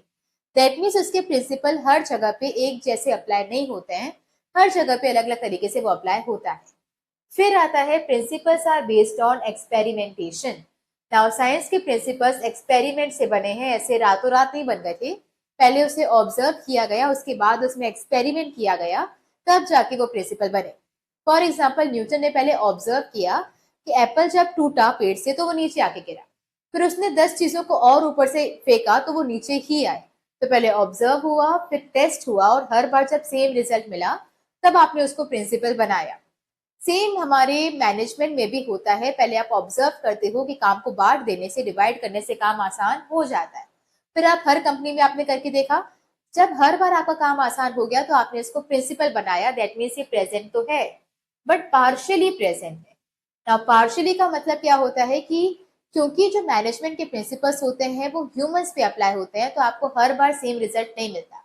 साइंस के प्रिंसिपल तो चीजों पर अप्लाई होते हैं ना। जैसे फॉर एग्जाम्पल अगर हाइड्रोजन एंड ऑक्सीजन को मिला दिया जाए तो H2O वो पानी बनेगा। तो यहाँ पे क्या है, जो चीजों पर एक्सपेरिमेंट चल रहा है।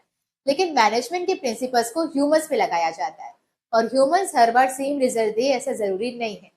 तो फॉर एग्जाम्पल अगर मैंने 4 दोस्तों में काम को डिवाइड किया तो काम आसानी से हो जाएगा। लेकिन 4 दुश्मनों में काम को डिवाइड किया तो वो तो काम करेंगे ही नहीं ना, वो तो बेड़ा करके करेंगे। तो हर बार आपको सेम रिजल्ट मिले ऐसा जरूरी नहीं होता है, तो इसलिए पार्शियली प्रेजेंट है। एक्सपेरिमेंट तो कर सकते हो पर हर बार सेम रिजल्ट आप एक्सपेक्ट नहीं कर सकते। Then management as an art. Now art के क्या फीचर्स होते हैं? फर्स्ट तो वही है systematic body of knowledge. Art को सीखने के लिए भी बुक मटेरियल्स मार्केट में अवेलेबल हैं, जिसको आप रेफर करके आर्ट की नॉलेज को गेन कर सकते हो। फॉर एग्जाम्पल म्यूजिक पे काफी सारी किताबें हैं जिसमें राग, सुर, ताल के बारे में जानकारियां हैं। डांस के कितने फॉर्म्स होते हैं उस पर भी काफी सारी बुक्स हैं। सेम मैनेजमेंट के भी बुक मटेरियल्स मार्केट में अवेलेबल हैं। तो ये वाला फीचर तो प्रेजेंट है। Then personalized application. आप आर्ट को जैसा बुक में लिखा गया है उसे एज इट इज फॉलो करना जरूरी नहीं होता है। आप उसमें कुछ अपनी स्किल्स यूज कर सकते हो, उसे कुछ डिफरेंट बना सकते हो। दैट मीन्स आप उसको पर्सनलाइज्ड अप्लाई कर सकते हो। For example Arijit Singh and Tony Kakkar, दोनों ही सिंगर हैं, पर क्या दोनों एक जैसा गाते हैं? ऑब्वियसली नहीं, दोनों अलग अलग गाते हैं, दोनों के स्किल्स अलग अलग हैं। तो भले ही दोनों ने सेम राग, सुर वगैरह सीखे हैं, पर दोनों का अप्लाई करने का तरीका काफी अलग अलग है। दैट मीन्स आप इसको अपनी तरीके से अप्लाई कर सकते हो। मैनेजमेंट में भी ऐसा ही होता है, भले आप लोगों ने सेम तरीके के प्रिंसिपल सीखे होंगे। अगर आप सब लोग एमबीए करने जाओगे तो सेम कॉन्सेप्ट सीख कर आओगे, लेकिन जब आप कंपनी में जाओगे एज अ मैनेजर तो मैनेज करने का तरीका आप सब लोगों का अलग अलग होगा। आप सब लोग अपनी अलग अलग स्किल्स वहां पे दिखाओगे। फिर आता है third feature that is based on practice and creativity. Art और प्रैक्टिस का काफी अच्छा रिलेशन होता है। जितना ज्यादा आप प्रैक्टिस करोगे उतना ज्यादा आपका आर्ट फाइन बनता जाएगा। अगर आपने प्रैक्टिस छोड़ दी तो आप दोबारा से इनएफिशिएंट होते जाओगे। तो अरिजीत सिंह आज बहुत अच्छा इसलिए गाते हैं क्योंकि उन्होंने कई सालों से रिहर्सल की हुई है। लेकिन अगर वो मान लो 3-4 सालों तक गाना छोड़ ही दें कि मुझे गाना ही नहीं है, तो 5वें साल जब दोबारा से वो स्टार्ट करेंगे तो उतनी एफिशिएंसी नहीं होगी। सेम मैनेजमेंट में भी ये फीचर प्रेजेंट होता है। बिकॉज अगर आप पिछले 10-15 साल का आपके पास एक्सपीरियंस है किसी कंपनी को मैनेज करने का, तो आप बहुत अच्छे मैनेजर होंगे। लेकिन अगर आज आप छोड़ दो किसी भी कंपनी को, 15-20 साल आप जाओ ही नहीं, या 5-6 साल आप जाओ ही नहीं, उसके बाद जब दोबारा से आप कंटिन्यू करोगे तो आपके लिए दोबारा डिफिकल्टी जाएगी उस कंपनी को मैनेज करना। तो ये भी प्रैक्टिस पर डिपेंड करता है। देन हम देखेंगे management as a profession. Now profession का भी पहला फीचर सेम ही होता है, well defined body of knowledge. किसी भी प्रोफेशन को करने के लिए कुछ बुक मटेरियल्स मार्केट में अवेलेबल होते हैं जिसको रिफर करके आप उसकी नॉलेज को गेन कर सकते हो। जैसे अगर आपको डॉक्टर बनना है तो डॉक्टर बनने के लिए आपको नीट का एग्जाम देना होता है, और नीट की स्टडी करने के लिए मार्केट में बुक मटेरियल्स हैं। अगर आपको लॉयर बनना है तो आपको एलएलबी करनी होती है और उसकी भी बुक मटेरियल्स मार्केट में अवेलेबल होते हैं। सेम मैनेजमेंट की भी बुक मटेरियल्स मार्केट में अवेलेबल है, तो ये वाला फीचर प्रेजेंट है। Second is presence of association. किसी भी प्रोफेशन का मार्केट में एसोसिएशन होता है, मतलब हमारी हर एक कंट्री में उसका एसोसिएशन होता है। तो फॉर एग्जाम्पल अगर आप डॉक्टर बनना चाहते हो तो मेडिकल काउंसिल ऑफ इंडिया में आपका रजिस्ट्रेशन करवाना कंपलसरी है। अगर आप लॉयर बनना चाहते हो तो बार काउंसिल ऑफ इंडिया में आपका रजिस्ट्रेशन कंपलसरी है। तो यहाँ पर क्या होता है कि यहाँ पर आपके कुछ एसोसिएशन है मार्केट में जिसमें आपको रजिस्टर होना पड़ेगा अगर आप ये प्रोफेशन करना चाहते हो तो क्या ऐसा मैनेजमेंट में भी होता है? तो मैनेजमेंट का भी एक एसोसिएशन होता है जिसको आप बोलते हो AIMA, all India management association. But managers का इसमें रजिस्ट्रेशन करवाना कंपलसरी नहीं है। तो अगर मैं किसी कंपनी की मैनेजर बनना चाहती हूँ तो बिना इस पे रजिस्ट्रेशन करवाए भी मैं उसकी मैनेजर बन सकती हूँ। तो ये जो फीचर है वो करेंटली प्रेजेंट नहीं है, बट हो सकता है कि फ्यूचर में उसका रजिस्ट्रेशन मैंडेटरी कर दिया जाए, पर अभी तो नहीं है। फिर आता है तीसरा feature, that is restricted entry. Now profession में कोई भी पर्सन कभी भी एंटर नहीं कर सकता है। जैसे आज मैं सोचूं कि पढ़ाने में मन नहीं करता है तो एक काम करते हैं, कल एक क्लिनिक ओपन कर लेते हैं, कुछ इक्विपमेंट खरीद लेती हूँ, कल से मैं डॉक्टर। ऐसा पॉसिबल नहीं है। तो आपको एक डिग्री लेनी पड़ती है अगर आपको प्रोफेशन में एंटर करना है तो यहाँ पे जो एक एंट्री होती है वो रेस्ट्रिक्टेड होती है थ्रू एन एग्जाम और अ डिग्री। तो मुझे एक एग्जाम क्लियर करना पड़ता है या डिग्री लेनी पड़ती है, तब जाके आप उसे क्वालिफाई करते हो। सिमिलरली मैनेजर बनने के लिए भी एक डिग्री होती तो है, दैट इज एमबीए, लेकिन उसे करना कंपलसरी नहीं है। तो ऐसा नहीं है कि हमारी इंडिया में जितने मैनेजर्स हैं सबने एमबीए किया ही हुआ है। बिना एमबीए किए भी आप मैनेजमेंट कर सकते हो। तो ये डिग्री है तो, पर डिग्री लेना कंपलसरी नहीं है। जैसे डॉक्टर के लिए कंपलसरी है कि उसे डिग्री लेनी पड़ेगी, लॉयर के लिए भी है, पर मैनेजर्स के लिए कंपलसरी नहीं है। तो प्रेजेंटली या करेंटली तो नहीं है, बट इन फ्यूचर हो सकता है। फिर आता है हमारा fourth feature, that is service motive. हर एक प्रोफेशन का पहला मोटिव होता है सर्विस देना, ना कि प्रॉफिट अर्न करना। वो अलग बात है कि हर एक डॉक्टर इसलिए बनता है क्योंकि पैसा अच्छा खासा है, लेकिन फिर भी अगर हम बोलने की बात करें तो कभी भी आप किसी डॉक्टर से आप पूछोगे कि आप क्यों बनना चाहते हो, तो कभी ये नहीं बोलेगा कि पैसा कमाने के लिए, वो बोलेगा कि लोगों को सर्व करने के लिए या उनका ट्रीटमेंट करने के लिए। लॉयर से अगर आप पूछो कि भाई आप लॉयर क्यों बनना चाहते हो, तो जस्टिस इंश्योर करने के लिए, न्याय स्थापित करने के लिए वो लॉयर बनना चाहते हैं। तो उनका पहला मोटिव क्या होता है? सर्व करना, ना कि प्रॉफिट अर्न करना। पर क्या मैनेजर का भी पहला मोटिव सर्विस होती है? तो क्लियरली नहीं। मैनेजर खुल के बोल सकता है कि मैं पैसा कमाने के लिए मैनेजर बन रहा हूँ। तो इनका पहला मोटिव क्या होता है? प्रॉफिट मैक्सिमाइजेशन, ना कि सर्विस मोटिव। जबकि प्रोफेशन में क्या होता है? सर्विस मोटिव होता है, प्रॉफिट नहीं होता है। तो ये वाला फीचर भी करेंटली तो प्रेजेंट नहीं है, बट इन फ्यूचर पॉसिबल है कि ये वाला प्रेजेंट हो जाए। Last feature is existence of ethical codes. हर एक प्रोफेशन में कुछ एथिकल कोड्स होते हैं जो आपको फॉलो करने पड़ते हैं। जैसे डॉक्टर को भी कुछ कोड्स होते हैं कि आधी रात को भी कोई पेशेंट आएगा तो वो मना नहीं कर सकता, उसे ट्रीट करना ही पड़ेगा। लॉयर के भी कुछ एथिकल कोड्स होते हैं कि उसे अपने क्लाइंट को किसी भी हालत में प्रोटेक्ट करना है, वो चाहे उसका दुश्मन ही क्यों ना हो। अगर उसने केस लिया है तो उसे प्रोटेक्ट करना ही पड़ेगा। तो कुछ एथिकल कोड्स होते हैं जो हर एक प्रोफेशन में फॉलो करने पड़ते हैं। क्या मैनेजर्स के लिए भी होते हैं? तो मैनेजर्स के लिए करेंटली ऐसे कोई मतलब कोर्स तो हैं, पर कंपलसरी नहीं है कि वो उस कोर्स को फॉलो करे। तो ऐसे कुछ कोर्स हैं जो कि आईमा बनाती है, again all India management association. लेकिन क्योंकि मैनेजर्स का इसमें रजिस्ट्रेशन करवाना ही कंपलसरी नहीं है, तो उसके कोर्स को मानना भी कंपलसरी नहीं है। तो देयर आर कोर्स, लेकिन उसको बाइंडिंग नहीं है, मतलब किसी भी मैनेजर्स पे जो कोर्स है उसे मानना कंपलसरी नहीं है। अब आप याद कैसे करोगे? तो मैनेजमेंट एज अ साइंस तो इजी है, 3 ही 4 लाइनें थी, 3 ही आपके टॉपिक्स थे या हेडिंग्स थी। फिर भी अगर आप याद ना कर पाओ तो इसका शॉर्ट फॉर्म हो जाएगा स्यू। नाउ स्यू करना आपको पता होगा, किसी पे मुकदमा चलाने को कहते हैं कि मैं तुम्हें स्यू कर दूंगा। एस से systematic body of knowledge, you से यूनिवर्सल एप्लीकेशन, एंड ई से एक्सपेरिमेंटेशन। आपका आर्ट का हो जाएगा एसपीपी। वैसे अगेन इसमें 3 है तो आपको प्रॉब्लम नहीं जानी चाहिए। Systematic body of knowledge, personalized application, practice and creativity. Then हम आते हैं हमारे प्रोफेशन पे। इसमें 5 फीचर्स हैं तो थोड़ी प्रॉब्लम जा सकती है, बट स्टिल आप इसको याद करोगे with the trick warm existence. Warm existence. Now आप इसको लिंक कैसे करोगे कि ये ट्रिक जो है वो प्रोफेशन की है? ना किसी भी प्रोफेशनल्स को देखो तो उनका एग्जिस्टेंस काफी वार्म होता है, काफी अपीलिंग होता है, लाइक जेंटलमैन जैसे वो लग रहे होते हैं, तो उनका वार्म एग्जिस्टेंस होता है। डब्ल्यू से क्या हो जाएगा? Well defined body of knowledge. तो well defined body of knowledge. A से हो जाएगा एसोसिएशन। आर से हो जाएगा restricted entry. Restricted entry. Now M से हो जाएगा मोटिव, सर्विस मोटिव है या प्रॉफिट। एग्जिस्टेंस से हो जाएगा एग्जिस्टेंस ऑफ एथिकल कोड्स। तो ये आपके हो जाएंगे सारे features of science, art and profession. बढ़ते हैं आगे। फिर आता है लेवल्स ऑफ मैनेजमेंट, और हर एक कंपनी में 3 लेवल्स ऑफ मैनेजमेंट होते हैं। First is top, then middle, then bottom.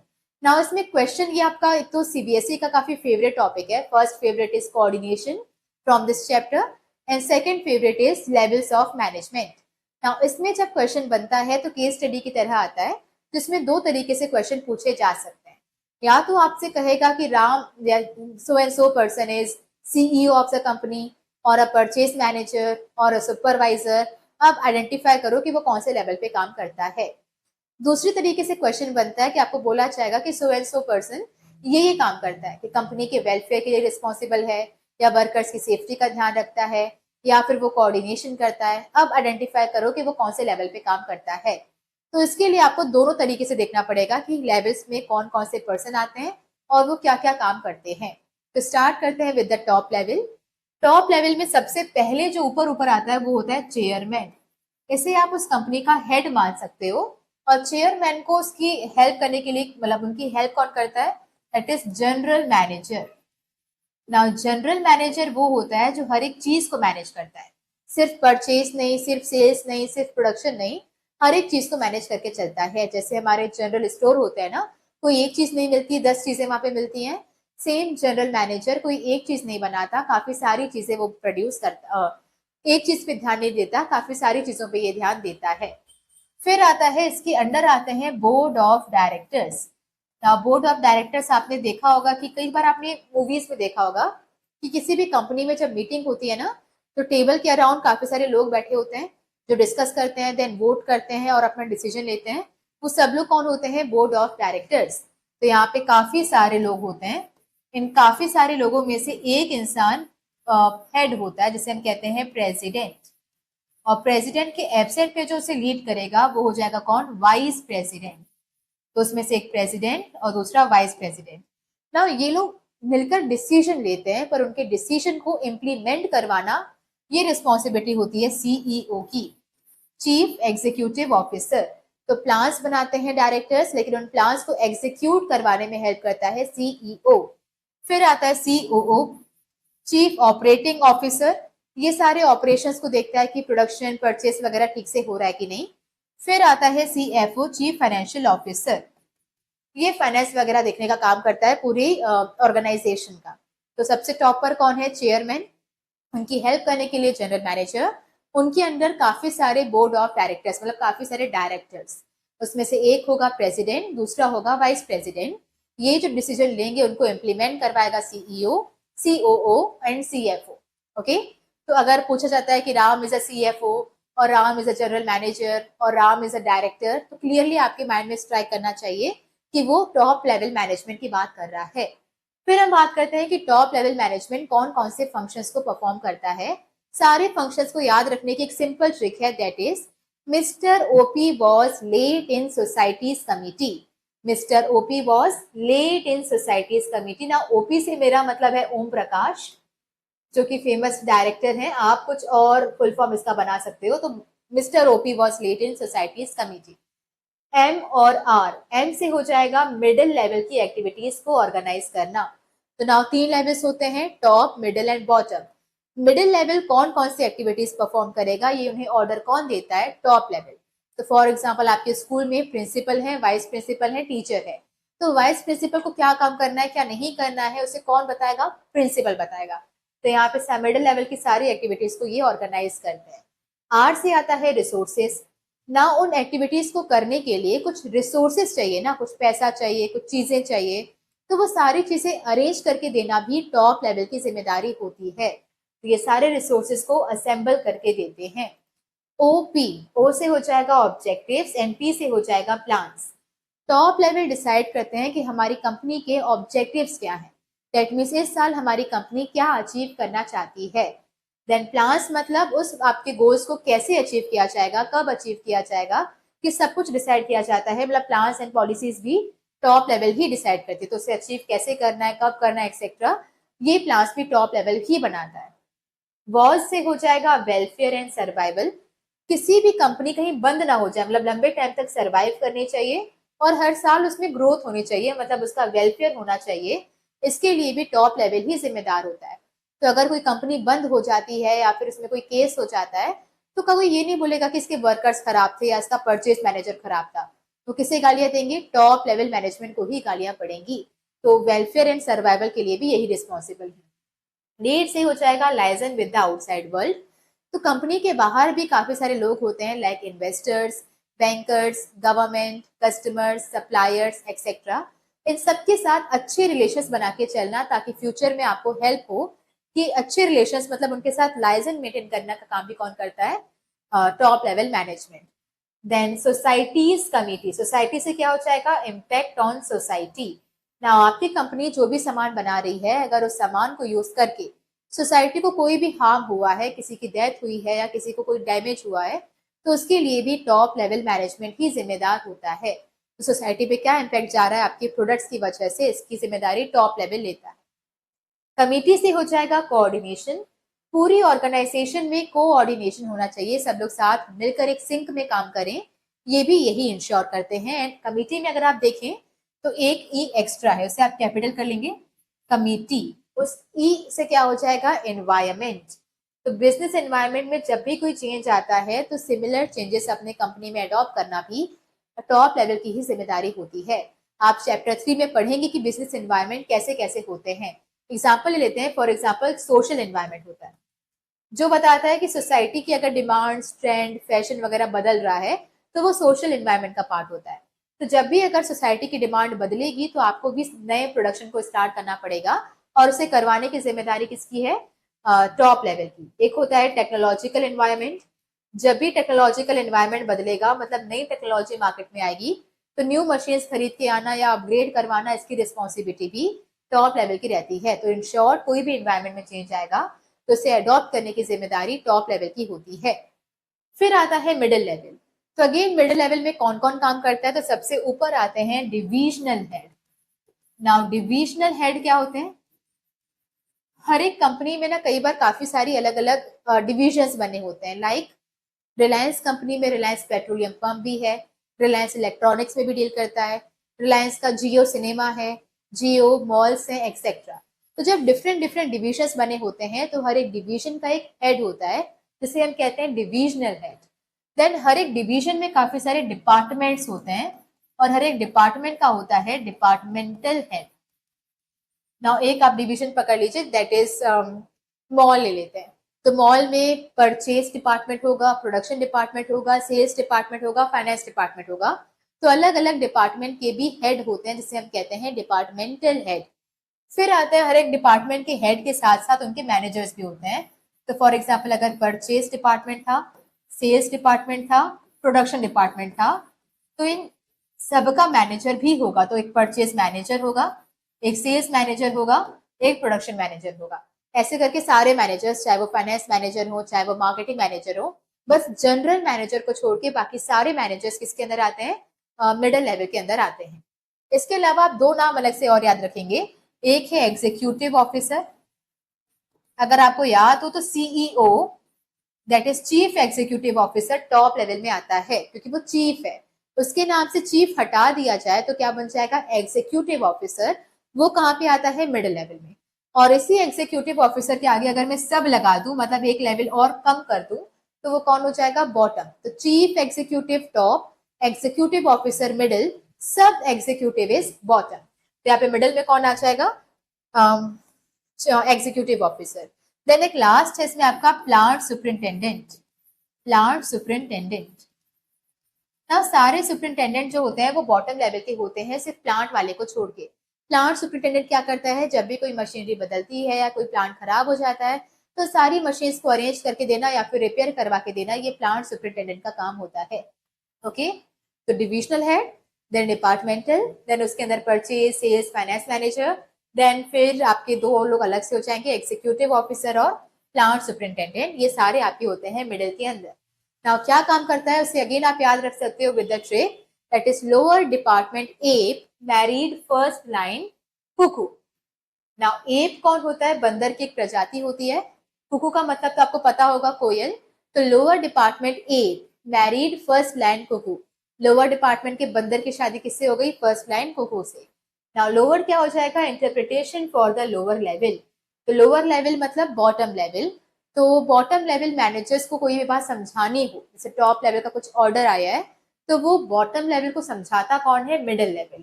तो फॉर एग्जाम्पल अगर आपके टॉप लेवल प्रिंसिपल है, मिडिल है टीचर एंड बॉटम हो आप, तो प्रिंसिपल का कोई ऑर्डर आया है जो आपको समझाना है, तो प्रिंसिपल खुद नहीं आते समझाने, आपको कौन एक्सप्लेन करता है? टीचर एक्सप्लेन करती है। तो ये मिडिल लेवल का काम होता है कि टॉप लेवल की सारी बातें इंटरप्रेट मतलब समझाएं to the lower level. Ape से हो जाएगा, सॉरी डिपार्टमेंट से हो जाएगा डिपार्टमेंटल एक्टिविटीज, क्योंकि अलग अलग डिपार्टमेंट के हेड होते हैं, like purchase manager, sales manager, finance manager, तो इनके पास अपना अपना अलग अलग डिपार्टमेंट होता है। तो अपने डिपार्टमेंट की एक्टिविटीज को ऑर्गेनाइज करना, लाइक अगर मैं परचेज डिपार्टमेंट में काम करती हूँ तो कितने का सामान लाना है, कब लाना है, कहाँ से लाना है, ये सारी चीजें मैं ऑर्गेनाइज करती हूँ। तो अपने डिपार्टमेंट की एक्टिविटीज को ऑर्गेनाइज करना इनका काम होता है। एप से हो जाएगा अपॉइंटमेंट। ना अपॉइंटमेंट का मतलब क्या होता है? 5 फंक्शंस होते हैं ना, planning, organizing, staffing, directing, controlling. तो प्लानिंग ऑर्गेनाइजिंग जो है वो टॉप करता है, स्टाफिंग मिडिल करता है, डायरेक्टिंग कंट्रोलिंग बॉटम करता है। तो यहाँ पर जो अपॉइंटमेंट मतलब स्टाफिंग करना, या कभी भी कोई वर्कर्स या एम्प्लॉयज कम पड़ जाते हैं तो उनका अपॉइंटमेंट करना भी मिडिल लेवल की रिस्पॉन्सिबिलिटी होती है। मैरिड से हो जाएगा मोटिवेशन। जब भी एम्प्लॉयज बिल्कुल डीमोटिवेट हो जाते हैं, उन्हें काम नहीं करना होता है, तो उन्हें दोबारा से मोटिवेट करना या उनका मोराल बूस्ट करना, ये भी रिस्पॉन्सिबिलिटी मिडिल लेवल की होती है। फर्स्ट लाइन का मतलब क्या होता है? Responsible for the activities of first line managers. ये नया पॉइंट नहीं है, ये एक ही पॉइंट है। Responsibilities for the activities of first line managers. Okay, now first line managers कौन होते हैं? Bottom level. इनको फर्स्ट लाइन इसलिए बोला जाता है क्योंकि फॉर एग्जाम्पल हमारी कंपनी के वर्कर्स हैं, इन वर्कर्स के साथ जो डायरेक्ट कांटेक्ट में रहता है वो होता है बॉटम लेवल, इसलिए इसे कहते हैं फर्स्ट लाइन। फिर इसे थोड़ा दूर कर दो तो फिर आता है मिडिल, ये हो जाएगा सेकेंड लाइन। और फिर इसे थोड़ा और दूर कर दो तो होता है टॉप, जिसे हम कहते हैं थर्ड लाइन मैनेजर्स। ओके, तो फर्स्ट लाइन मैनेजर्स कौन होते हैं? जो वर्कर्स के डायरेक्ट कॉन्टेक्ट में रहते हैं, इसीलिए वो फर्स्ट लाइन है। तो बॉटम लेवल की एक्टिविटीज के लिए रिस्पॉन्सिबल भी कौन होता है? Middle level. जैसे फॉर एग्जाम्पल अगर आपके क्लास में जो स्टूडेंट्स हैं वो कुछ खुराफाती कर दें, कुछ तोड़फोड़ कर दें, गाली गलौज कर दें, लड़ाइयाँ कर दें, तो प्रिंसिपल डायरेक्टली आपको गालियां नहीं देता है, वो किससे बातें सुनाएगा? टीचर को, कि आपके होते हुए हो कैसे गया। सेम अगर वर्कर्स कुछ भी गलत कर देते हैं या कुछ भी नहीं, सॉरी, बॉटम लेवल मैनेजर्स कुछ भी गलत कर देते हैं, तो टॉप लेवल किसे गालियां देता है? मिडिल लेवल को। तो ये middle level first line managers की एक्टिविटीज के लिए रिस्पॉन्सिबल होता है। देन लास्ट आता है कोऑपरेशन विथ अदर डिपार्टमेंट। ना आपने सुना होगा, हमने जब टॉप लेवल किया तो भी हमने कोऑर्डिनेशन देखा कि टॉप लेवल की जिम्मेदारी होती है, मिडिल लेवल की भी होती है। बस फर्क क्या है, टॉप लेवल पूरे ऑर्गेनाइजेशन की एक्टिविटीज को कोऑर्डिनेट करता है, जबकि मिडिल लेवल सिर्फ अपने डिपार्टमेंट की एक्टिविटीज को कोऑर्डिनेट करता है। तो अगर मैं सीईओ हूँ, मतलब टॉप लेवल से हूँ, तो मैं पूरी कंपनी को कोऑर्डिनेट करूंगी। लेकिन अगर मैं परचेज मैनेजर हूँ, लाइक मिडिल लेवल से हूँ, तो मैं सिर्फ अपने डिपार्टमेंट, मतलब सिर्फ परचेज डिपार्टमेंट की एक्टिविटीज को कोऑर्डिनेट करूंगी विद द अदर डिपार्टमेंट्स। तो मेरे डिपार्टमेंट का रिलेशन बाकी सब डिपार्टमेंट के साथ सही रहे, सिर्फ इतना ही इंश्योर करूंगी। फिर आता है last, that is bottom level. Now bottom level में आते कौन कौन है, तो काफी छोटी लिस्ट है इसमें। तो पहले आते हैं सब डिपार्टमेंटल एग्जीक्यूटिव। अगर आपको याद हो, चीफ एग्जीक्यूटिव टॉप था, एग्जीक्यूटिव ऑफिसर मिडिल था। अब सब एग्जीक्यूटिव लगा दो, मतलब सब वर्ड लगा दो, तो ये कौन हो जाएगा, बॉटम लेवल का हो जाएगा। फिर हमने देखा था सुपरिंटेंडेंट, सिर्फ प्लांट सुपरिंटेंडेंट मिडल होता है, बाकी सारे किसके अंदर आते हैं, बॉटम के अंदर। इसके अलावा फिर एक वर्ड होता है सुपरवाइजर। सुपरवाइजर का मतलब क्या होता है, जो वर्कर्स पे नजर रखता है कि वो ठीक से काम कर रहा है कि नहीं, तो दूर से उन पे नजर रख रहा है, वो कौन है, सुपरवाइजर। देन आता है सेक्शन ऑफिसर। ना जब आपकी कंपनी बहुत बड़ी होती है तो प्रोडक्शन के सेक्शन डिवाइडेड होते हैं। जैसे आपके स्कूल में अगर बहुत सारे बच्चे हैं तो सेक्शंस बढ़ जाते हैं, सेक्शन ए बी सी, और हर एक सेक्शन का अपना क्लास टीचर होता है। सेम एक कंपनी में जब बहुत सारे वर्कर्स होते हैं तो वर्कर्स का सेक्शन डिवाइड हो जाता है। फॉर एग्जाम्पल ग्राउंड फ्लोर में ए सेक्शन होगा, देन फर्स्ट फ्लोर पे बी, देन सी, फिर डी। ओके, तो हर एक सेक्शन पे नजर रखने के लिए सेक्शनल ऑफिसर्स होते हैं। तो ये सेक्शन ऑफिसर हो गया। क्लर्क वो होता है जो पेपर वर्क करता है, जिसके पास सारे पेपर्स होते हैं, डॉक्यूमेंटेशन होते हैं कि किसकी अपॉइंटमेंट कब किसके साथ है, कौन से एप्लीकेशन एंड फॉर्म्स वगैरह, ये हैंडल करता है, वो क्लर्क होता है। इसमें एक नाम नहीं है, वो आप लिख देंगे, वो है फोरमैन। नाउ फोरमैन कौन होता है, जो कि फंक्शनल फोरमैनशिप में 8 बॉसेस का कॉन्सेप्ट दिया था, ये आप सेकेंड चैप्टर में अच्छे से करेंगे। तो अभी आप सिर्फ नाम ऐड कर दो कि इसमें फोरमैन भी होता है। ओके, नाउ फंक्शंस क्या होते हैं, तो इसके भी फंक्शंस को आप इजीली याद कर सकते हो with the trick, and the trick is problem is wasting more loyalty in relationships. Problem is wasting more loyalty in relation. Now problem से क्या हो जाएगा, problems and grievances of workers. Now company में जो वर्कर्स के साथ connected होते हैं वो कौन होते हैं, बॉटम लेवल। तो वर्कर्स को कोई भी प्रॉब्लम जा रही है या ग्रीवांसेस मतलब कोई शिकायतें हैं, तो वो कौन सुनता है, डायरेक्टली बॉटम लेवल सुनता है। तो ये बॉटम लेवल की जिम्मेदारी है कि वर्कर्स की प्रॉब्लम्स एंड ग्रीवांसेस को सॉल्व करें। इसमें एक आई है और फिर 2 डबल एस है। आई से क्या हो जाएगा, interaction and instruction to workforce. तो वर्कर्स के साथ इंटरेक्ट करना, बातचीत करना और उन्हें इंस्ट्रक्शंस देना भी बॉटम लेवल की जिम्मेदारी होती है। एस से हो जाएगा स्टैंडर्ड ऑफ क्वालिटी, मतलब वर्कर्स जो भी सामान बना रहे हैं उसकी क्वालिटी अच्छी होनी चाहिए, इसको भी इंश्योर करते हैं। दूसरे एस से हो जाएगा सेफ्टी ऑफ वर्कर्स। तो जो वर्कर्स काम कर रहे हैं उनका एक्सीडेंट ना हो जाए या कोई इंजरी नहीं हो जाए, इसके लिए भी रिस्पॉन्सिबल है। तो अगर आप थोड़ा सा ऑब्जर्व करें कि वर्कर्स वर्कर्स वर्कर्स वर्कर्स जहां भी आ रहा है वहां पे सब जगह पे बॉटम ही होगा, क्योंकि वर्कर्स के साथ इंटरेक्ट ही ये करते हैं। तो वर्कर्स की सेफ्टी हो या वर्कर्स जो सामान बनाया उसकी क्वालिटी हो, वर्कर्स के साथ इंटरेक्ट करना हो या वर्कर्स की प्रॉब्लम को सॉल्व करना हो, ये सब बॉटम लेवल ही करता है। फिर आता है वेस्टिंग, तो वेस्टेज ऑफ मटेरियल्स। ना कई बार क्या होता है कि वर्कर्स समझते हैं कि कौन सा अपना माल है, कंपनी किसी और की है, तो जो भी रॉ मटेरियल्स आ रहे हैं वेस्ट कर दो, कोई दिक्कत नहीं है। तो कई बार आपके रॉ मटेरियल्स का ज्यादा वेस्टेज करते हैं, तो बॉटम लेवल उन पर नजर रखते हैं कि किसी भी रॉ मटेरियल का वेस्टेज नहीं होना चाहिए। देन आता है मोर से हो जाएगा मोरल बूस्ट ऑफ एम्प्लॉयज या वर्कर्स। तो जब भी वर्कर्स की डिमांड पूरी नहीं होती तो वो गुस्से में आ जाते हैं और फिर वो स्ट्राइक में जाने की धमकी देते हैं। तो जब भी उनको डीमोटिवेट हो जाए या गुस्सा आए तो उन्हें दोबारा से उनका मोरल बूस्ट करना, ये भी मिडिल लेवल की जिम्मेदारी होती है। फिर आता है लॉयल्टी। लॉयल्टी ऑफ वर्कर्स मतलब वर्कर्स आपके साथ लॉयल है या नहीं, इसके लिए भी बॉटम लेवल जिम्मेदार होता है। तो बॉटम लेवल ने अगर उनकी प्रॉब्लम्स या ग्रीवांसेस को टाइम टू टाइम सॉल्व किया है, तो वक्त आने पर या मुसीबत आने पर ये सारे वर्कर्स ओवर टाइम करके भी आपका साथ देंगे। लेकिन अगर बॉटम लेवल ने वर्कर्स को नीचा दिखाया है, उनकी इंसल्ट की है, अच्छे रिलेशंस नहीं बनाए हैं, तो सिर्फ उतना ही काम करेंगे जितने के लिए उनको पगार मिल रही है। जब भी उनको मौका मिलेगा वो गद्दारी कर देंगे। तो वर्कर्स आपके साथ लॉयल है या नहीं, इसके लिए भी बॉटम लेवल जिम्मेदार होता है।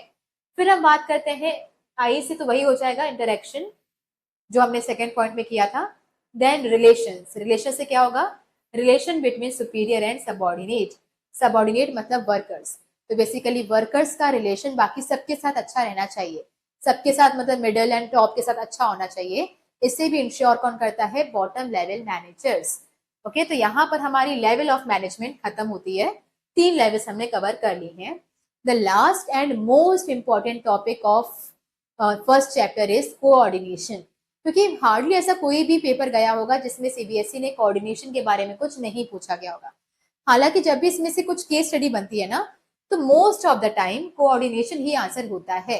इसको मैं आपको पहले हिंट भी दे दूंगी कि केस स्टडी में अगर कोई भी सिंक्रोनाइजेशन वर्ड यूज किया गया है, सिंक्रोनाइजेशन क्या होता है अभी हम देखेंगे, तो उसका आंसर 99% ऑफ टाइम्स, अब 100% बोलना से नहीं लग रहा इसलिए 99 बोल रही हूँ, वरना 100 ही है, वो कोऑर्डिनेशन ही रहेगा। इसके बाद फिर आता है कि जब भी वो पूरा केस स्टडी देने के बाद नीचे पूछते हैं कि विच concept of management is used, concept of management, तो कॉन्सेप्ट ऑफ मैनेजमेंट में भी मोस्टली आंसर होता है कोऑर्डिनेशन, और कोऑर्डिनेशन अगर नहीं है तो या तो कोऑर्डिनेशन होगा, कोऑर्डिनेशन नहीं है तो होता है इफेक्टिवनेस और एफिशिएंसी में से कुछ, और तीसरा और लास्ट है डेलीगेशन और डिसेंट्रलाइजेशन में से। ठीक है, इसके अलावा आंसर होते ही नहीं है, तो इन्हीं तीनों में से कुछ होता है। तो ये तो अभी तक आपने पढ़ाई नहीं है, तो ये हम पढ़ेंगे जब, तो मैं आपको बताऊंगी। इफेक्टिवनेस एंड एफिशिएंसी को आइडेंटिफाई करना बहुत बड़ी बात नहीं है, अगर वो टाइम की बात कर रहा है तो इफेक्टिव, अगर वो खर्चे की बात कर रहा है, कॉस्ट की बात कर रहा है तो एफिशिएंसी।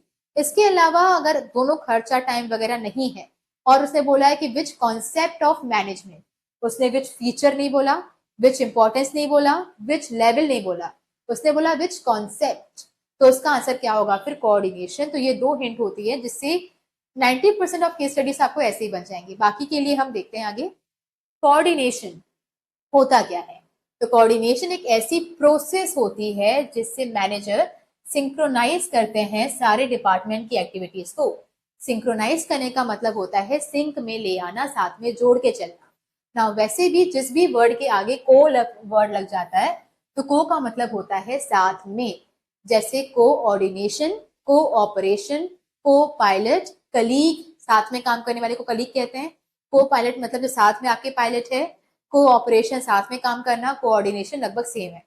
फर्क क्या होता है कोऑपरेशन और कोऑर्डिनेशन में, तो एक इंटरेस्टिंग स्टोरी सुनते हैं ना। फॉर एग्जाम्पल मैं एक टेलर के पास गई, जिसके पास अगर वो मेन हेड था ना, टेलर का मेन हेड था, और उसके पास 4 लोगों की टीम थी, तो ए, बी, सी और डी ने चारों लोगों को मिलकर बुलाया और कहा कि देखो ये जो ड्रेस है ना, इसको 2 इंच छोटा कर दो।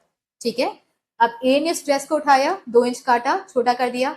फिर बी आया, बी ने इस ड्रेस को उठाया, फिर से 2 इंच काटा और छोटा कर दिया। फिर सी आया, फिर सी ने इसको 2 इंच और काटा, फिर डी ने भी 2 इंच और काटा। तो क्या यहाँ पे कोऑपरेशन था? तो यस, कोऑपरेशन तो था, क्योंकि सबने साथ में काम किया है। को मतलब साथ में, ऑपरेशन मतलब ऑपरेट करना, मतलब काम किया, तो चारों ने साथ में काम तो किया ना। वो अलग बात है कि सिंक में था कि नहीं था, पर काम तो किया। तो कोऑपरेशन तो था पर कोऑर्डिनेशन नहीं था। अब कोऑर्डिनेशन की स्टोरी क्या होती कि मैं उस टेलर के पास गई ड्रेस को 2 इंच छोटा करवाने, उन्होंने 4 लेबर्स को बुलाया और काम को बांट दिया। बोला कि भैया तुम जो है ना बस 2 इंच काट देना, फिर बी तुम क्या करना ना, स्टिच कर देना, सी तुम क्या करना ना, उसे आयरन करके उसे पैक कर देना, और डी तुम उसे घर पे डिलीवर करने जाना। तो अब उन्होंने काम को बांट दिया, और काम किसमें है, सिंक में भी है। अब यहाँ पे साथ में काम तो कर ही रहे हैं, मतलब कोऑपरेशन तो है ही है, पर साथ में कोऑर्डिनेशन भी है। दैट मीन्स उनका जो काम है एक ऑर्डर में जा रहा है, एक सीक्वेंस में जा रहा है। तो जब ये सीक्वेंस या सिंक आ जाए तो उसे हम क्या कहते हैं, कोऑर्डिनेशन। ओके, फिर हम बात करते हैं कि ये बहुत ही इंपॉर्टेंट है, ये मैनेजमेंट का एक 6th फंक्शन माना जाता है। मतलब मैनेजमेंट के तो 5 ही फंक्शंस होते हैं वैसे, planning, organizing, staffing, directing, controlling. वैसे कहा जाता है कि एक एडिशनल फंक्शन है मैनेजमेंट का, जो मैनेजमेंट से कभी अलग होता ही नहीं है, इसका पार्ट ही होता है। ओके, फिर हम बात करते हैं कि मैनेज, इसको कोऑर्डिनेशन को कहा जाता है essence of management.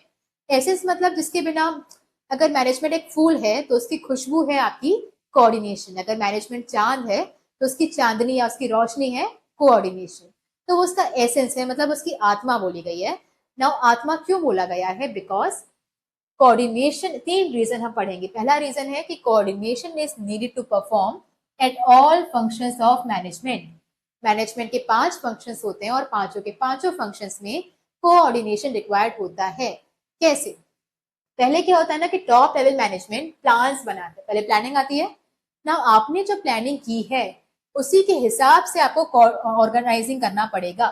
That means आपने जो प्लानिंग की है उसी के अकॉर्डिंग आपको चीजें और पैसे अरेंज करके लाने पड़ेंगे। तो ऑर्गेनाइजिंग किस पे डिपेंड करती है? प्लानिंग के ऊपर। फिर आता है स्टाफिंग। स्टाफिंग ऑर्गेनाइजिंग के अकॉर्डिंग ही की जाती है। आपने जो चीजें और पैसा अरेंज किया है उसी के हिसाब से आपको लोगों को हायर करना पड़ेगा, ऐसे लोग जो उन चीजों को यूज कर पाए, या जितने पैसों में वो लोग आ जाए। मतलब एक सैलरी फिक्स होती है ना कि कितने कौन से लोग, कितने प्रोफेशनल पीपल को आप एम्प्लॉय कर पाओगे या हायर कर पाओगे। तो आपके रिसोर्सेज पे डिपेंड करता है कि आप किसे स्टाफ कर पाओगे। फिर आता है डायरेक्टिंग ना, जिसको आपने हायर किया है उसे ही तो आप डायरेक्शंस दोगे ना, तो डायरेक्टिंग के लिए भी स्टाफिंग जरूरी है। और फिर लास्ट में आता है कंट्रोलिंग ना, कंट्रोलिंग चेक करता है कि आपने जैसा बोला था वैसे ही काम हुआ कि नहीं। तो वो देखता है कि जो आपने इंस्ट्रक्शंस दिए थे वो फॉलो हुए या नहीं।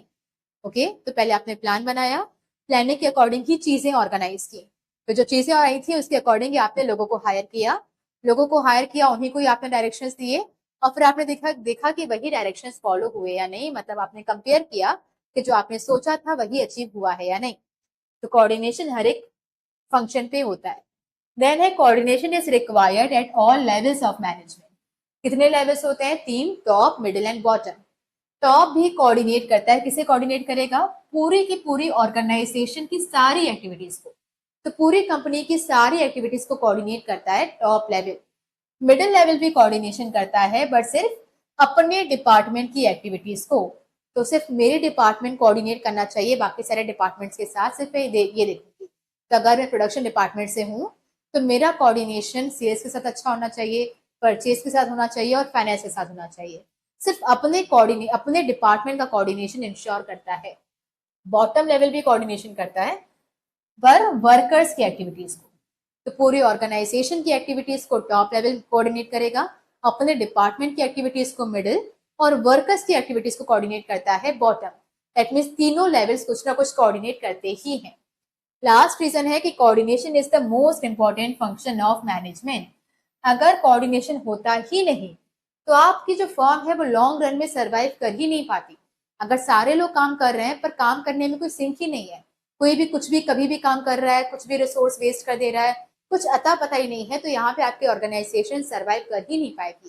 तो आपकी ऑर्गेनाइजेशन लंबे टाइम तक सरवाइव करे इसके लिए कोऑर्डिनेशन बहुत जरूरी है। दैट मीन्स ये बहुत ही इंपॉर्टेंट फंक्शन है मैनेजमेंट का। देन हम बात करते हैं nature and features of coordination. Coordination के क्या फीचर्स हैं? एंड अगेन आप इसको याद रख सकते हो with the simple trick that is I enjoy coffee, please drink and relax. तो I enjoy coffee, please drink and relax.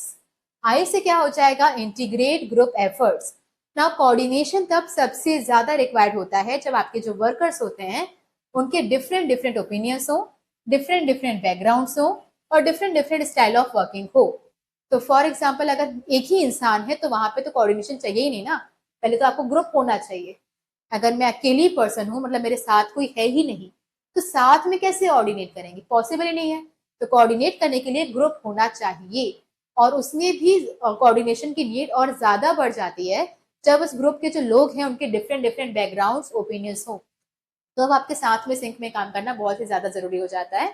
Otherwise सबके अलग अलग अगर ओपिनियंस होंगे तो लड़ाइयाँ होंगी, कंफ्यूजन होंगे, केओस होंगे। उससे बचने के लिए आपका सिंक में आना या कोऑर्डिनेट करना बहुत जरूरी है।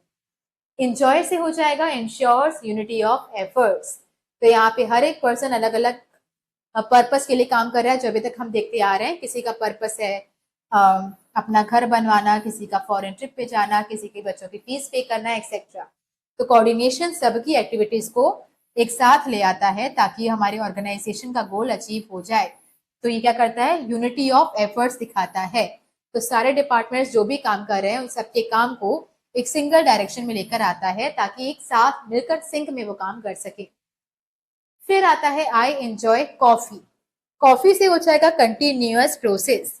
तो कोऑर्डिनेशन भी एक नेवर एंडिंग प्रोसेस है जिसे आपको परफॉर्म करना पड़ेगा ऑल द टाइम, क्योंकि मैनेजमेंट का एक इंपॉर्टेंट फंक्शन है ना। जब मैनेजमेंट को ही हर वक्त परफॉर्म करना पड़ता है तो कोऑर्डिनेशन को भी हर वक्त परफॉर्म करना ही पड़ेगा। लाइक प्लानिंग किया तो कोऑर्डिनेशन चाहिए, फिर ऑर्गेनाइजिंग, स्टाफिंग, डायरेक्टिंग, कंट्रोलिंग, फिर प्लानिंग। तो क्योंकि मैनेजमेंट हर वक्त काम कर रहा है तो कोऑर्डिनेशन को भी हर वक्त काम करना पड़ेगा। देन प्लीज, प्लीज से क्या हो जाएगा, परवेसिव, मैंने पहले ही कहा था परवेसिव बार बार आएगा और हर बार सेम ही रहेगा कि जो परवेसिव का मतलब क्या होता है, हर तरह की ऑर्गेनाइजेशन में, हर एक डिपार्टमेंट पे और हर एक लेवल पे। दैट मीन्स कोऑर्डिनेशन भी हर तरीके के ऑर्गेनाइजेशन में, हर डिपार्टमेंट में और हर एक लेवल पर रिक्वायर्ड होता है। हर तरह का ऑर्गेनाइजेशन मतलब स्कूल, कॉलेजेस, हॉस्पिटल, ऑफिस, हर जगह पे ये चाहिए होता है। हर एक डिपार्टमेंट मतलब एक कंपनी में काफी सारे डिपार्टमेंट्स होते हैं, परचेज, प्रोडक्शन, सेल्स, फाइनेंस, हर एक डिपार्टमेंट में भी चाहिए होता है। और हर एक लेवल मतलब टॉप, मिडिल, बॉटम, हर एक लेवल पर भी रिक्वायर्ड होता है। फिर आता है प्लीज ड्रिंक, ड्रिंक से क्या हो जाएगा, डेलिबरेट फंक्शन। नाउ डेलिबरेट का मतलब क्या होता है कि लोग इसको जानबूझकर अपनी मर्जी से परफॉर्म करते हैं। हाँ, बोला क्यों गया, क्योंकि जनरली कोई भी काम अगर आपको दिया जाए ना, तो ह्यूमंस का नेचर होता है कामचोर। हम काम करना ही नहीं चाहते, तो मैं कैसे भी करके कोशिश करूंगी कि ये काम नहीं करूं या फिर टल जाए या मेरे बिहाफ पे कोई और कर दे, मुझे नहीं करना पड़े। तो जनरली हम कोई काम करना नहीं चाहते अपनी खुद की मर्जी से। लेकिन कोऑर्डिनेशन एक ऐसा फंक्शन है जिसे लोग डेलिबरेटली परफॉर्म करते हैं, बिकॉज अगर इसे परफॉर्म ना किया जाए तो there will be confusion and chaos. ना एग्जाम्पल लेते हैं। फॉर एग्जाम्पल, अगर आपके घर में कोई फंक्शन है जहाँ पे आपको डांस परफॉर्मेंस देनी है, तो एक तो आप कोशिश करोगे कि किसी भी तरीके से नहीं देनी पड़े, तो अगर डांस में आपका इंटरेस्ट है तो बात अलग है, पर जनरली आप बोलोगे कि नहीं करनी पड़े तो अच्छी बात है, करना ही ना पड़े। लेकिन अगर आप डांस कर रहे हो तो आप कभी ये नहीं चाहोगे कि कोऑर्डिनेशन ना हो, तो कोऑर्डिनेशन तो आप खुद से लाने की कोशिश करोगे ही। आ रही बात समझ में? जैसे अगर आपका ग्रुप का एग्जीबिशन है, तो एक प्रोजेक्ट बनाना है पूरे ग्रुप को मिलकर, ना आप ये कोशिश करोगे कि काश बनाना ही ना पड़े, तो बात अलग है। पर अगर बनाना ही है तो आप कभी ये नहीं चाहोगे कि कोऑर्डिनेशन ना हो, तो कोऑर्डिनेशन आप जानबूझकर लाते हो ताकि कंफ्यूजन या केओस ना हो। फिर आता है रिलैक्स। तो I enjoy coffee, please drink and relax. Relax से क्या हो जाएगा, रिस्पॉन्सिबिलिटी ऑफ ऑल मैनेजर्स। तो कोऑर्डिनेट करना ये सारे मैनेजर्स की रिस्पॉन्सिबिलिटी होती है। टॉप की भी होती है क्योंकि वो पूरी ऑर्गेनाइजेशन को कोऑर्डिनेट करता है, मिडल की होती है क्योंकि वो अपने डिपार्टमेंट को कोऑर्डिनेट करता है, बॉटम की होती है क्योंकि वो अपने वर्कर्स की एक्टिविटी को कोऑर्डिनेट करता है। तो आई से क्या हो गया था, इंटीग्रेट ग्रुप एफर्ट्स। एंजॉय से क्या हो गया था, इंश्योर यूनिटी ऑफ डायरेक्शन या यूनिटी ऑफ एफर्ट्स। देन कॉफी से था कंटिन्यूअस, प्लीज से था परवेसिव, ड्रिंक से था डेलिबरेट फंक्शन, रिलैक्स से था रिस्पॉन्सिबिलिटी ऑफ ऑल मैनेजर्स। अब हम बात करते हैं last topic of today's chapter, that is importance of coordination. ये भी one of the most important topic है। एक तो कोऑर्डिनेशन अपने आप में इंपॉर्टेंट है और कोऑर्डिनेशन में भी उसकी इंपॉर्टेंस और भी ज्यादा इंपॉर्टेंट है। ओके, तो तीन ही इंपॉर्टेंस होती है। First is growth in size. Now growth in size का मतलब क्या होता है कि जब आपकी कंपनी अगर कोऑर्डिनेशन करना तो आपके लिए जरूरी है ही, जब भी आपके पास टीम हो तो आपको कोऑर्डिनेशन करना पड़ेगा। पर अगर छोटी कंपनी हो तो कोऑर्डिनेशन कम रिक्वायर्ड होता है, बड़ी कंपनी हो जाए तो कोऑर्डिनेशन ज्यादा रिक्वायर्ड होता है। जैसे अगर आप लोग साथ में डांस कर रहे हो, सोलो परफॉर्मेंस नहीं है, अगर एक टीम डांस कर रही है तो कोऑर्डिनेशन चाहिए ही। अगर 4-5 लोग काम कर रहे हैं तो कोऑर्डिनेशन कम चाहिए, पर उसी स्टेज में 15-16 लोग काम कर रहे हैं तो कोऑर्डिनेशन ज्यादा चाहिए। तो इसकी नीड बढ़ जाती है with the size of the organization. छोटी कंपनी में छोटा या कम कोऑर्डिनेशन, बड़ी कंपनी हो जाए तो ज्यादा कोऑर्डिनेशन। दूसरा आता है फंक्शनल डिफरेंशिएशन। हर एक कंपनी में अलग अलग डिपार्टमेंट्स होते हैं, पर और हर एक डिपार्टमेंट अपना अपना अलग ही काम करता है। लेकिन क्या होता है ना, सारे डिपार्टमेंट आपस में सिंक होते हैं, और क्योंकि आपस में लिंक्ड हैं या सिंक्ड हैं, तो उनकी एक्टिविटीज भी कोऑर्डिनेटेड होनी चाहिए।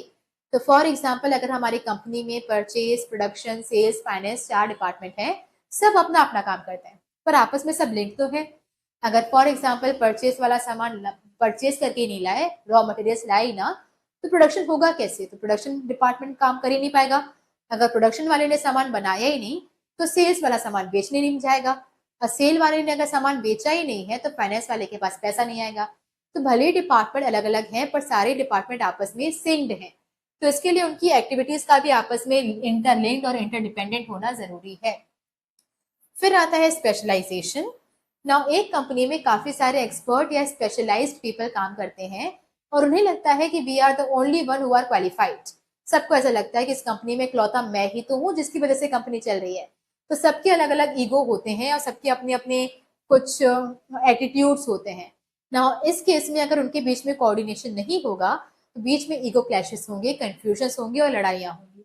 तो एक कंपनी में काफी सारे एक्सपर्ट होते हैं, उनको लगता है कि वो ही अकेले पर्सन है जो क्वालिफाइड है, जिसकी वजह से लड़ाइयाँ होती हैं, कंफ्यूजन होती है और केओस होता है। अगर इसे अवॉइड करना हो तो कोऑर्डिनेशन चाहिए। So that's it for today. अगर आपको ये सारा चैप्टर समझ में आया हो तो please like, share and subscribe. कोई भी कंफ्यूजन हो, केओस हो या फिर सजेशंस हो तो please let us know in the comment section. Thank you.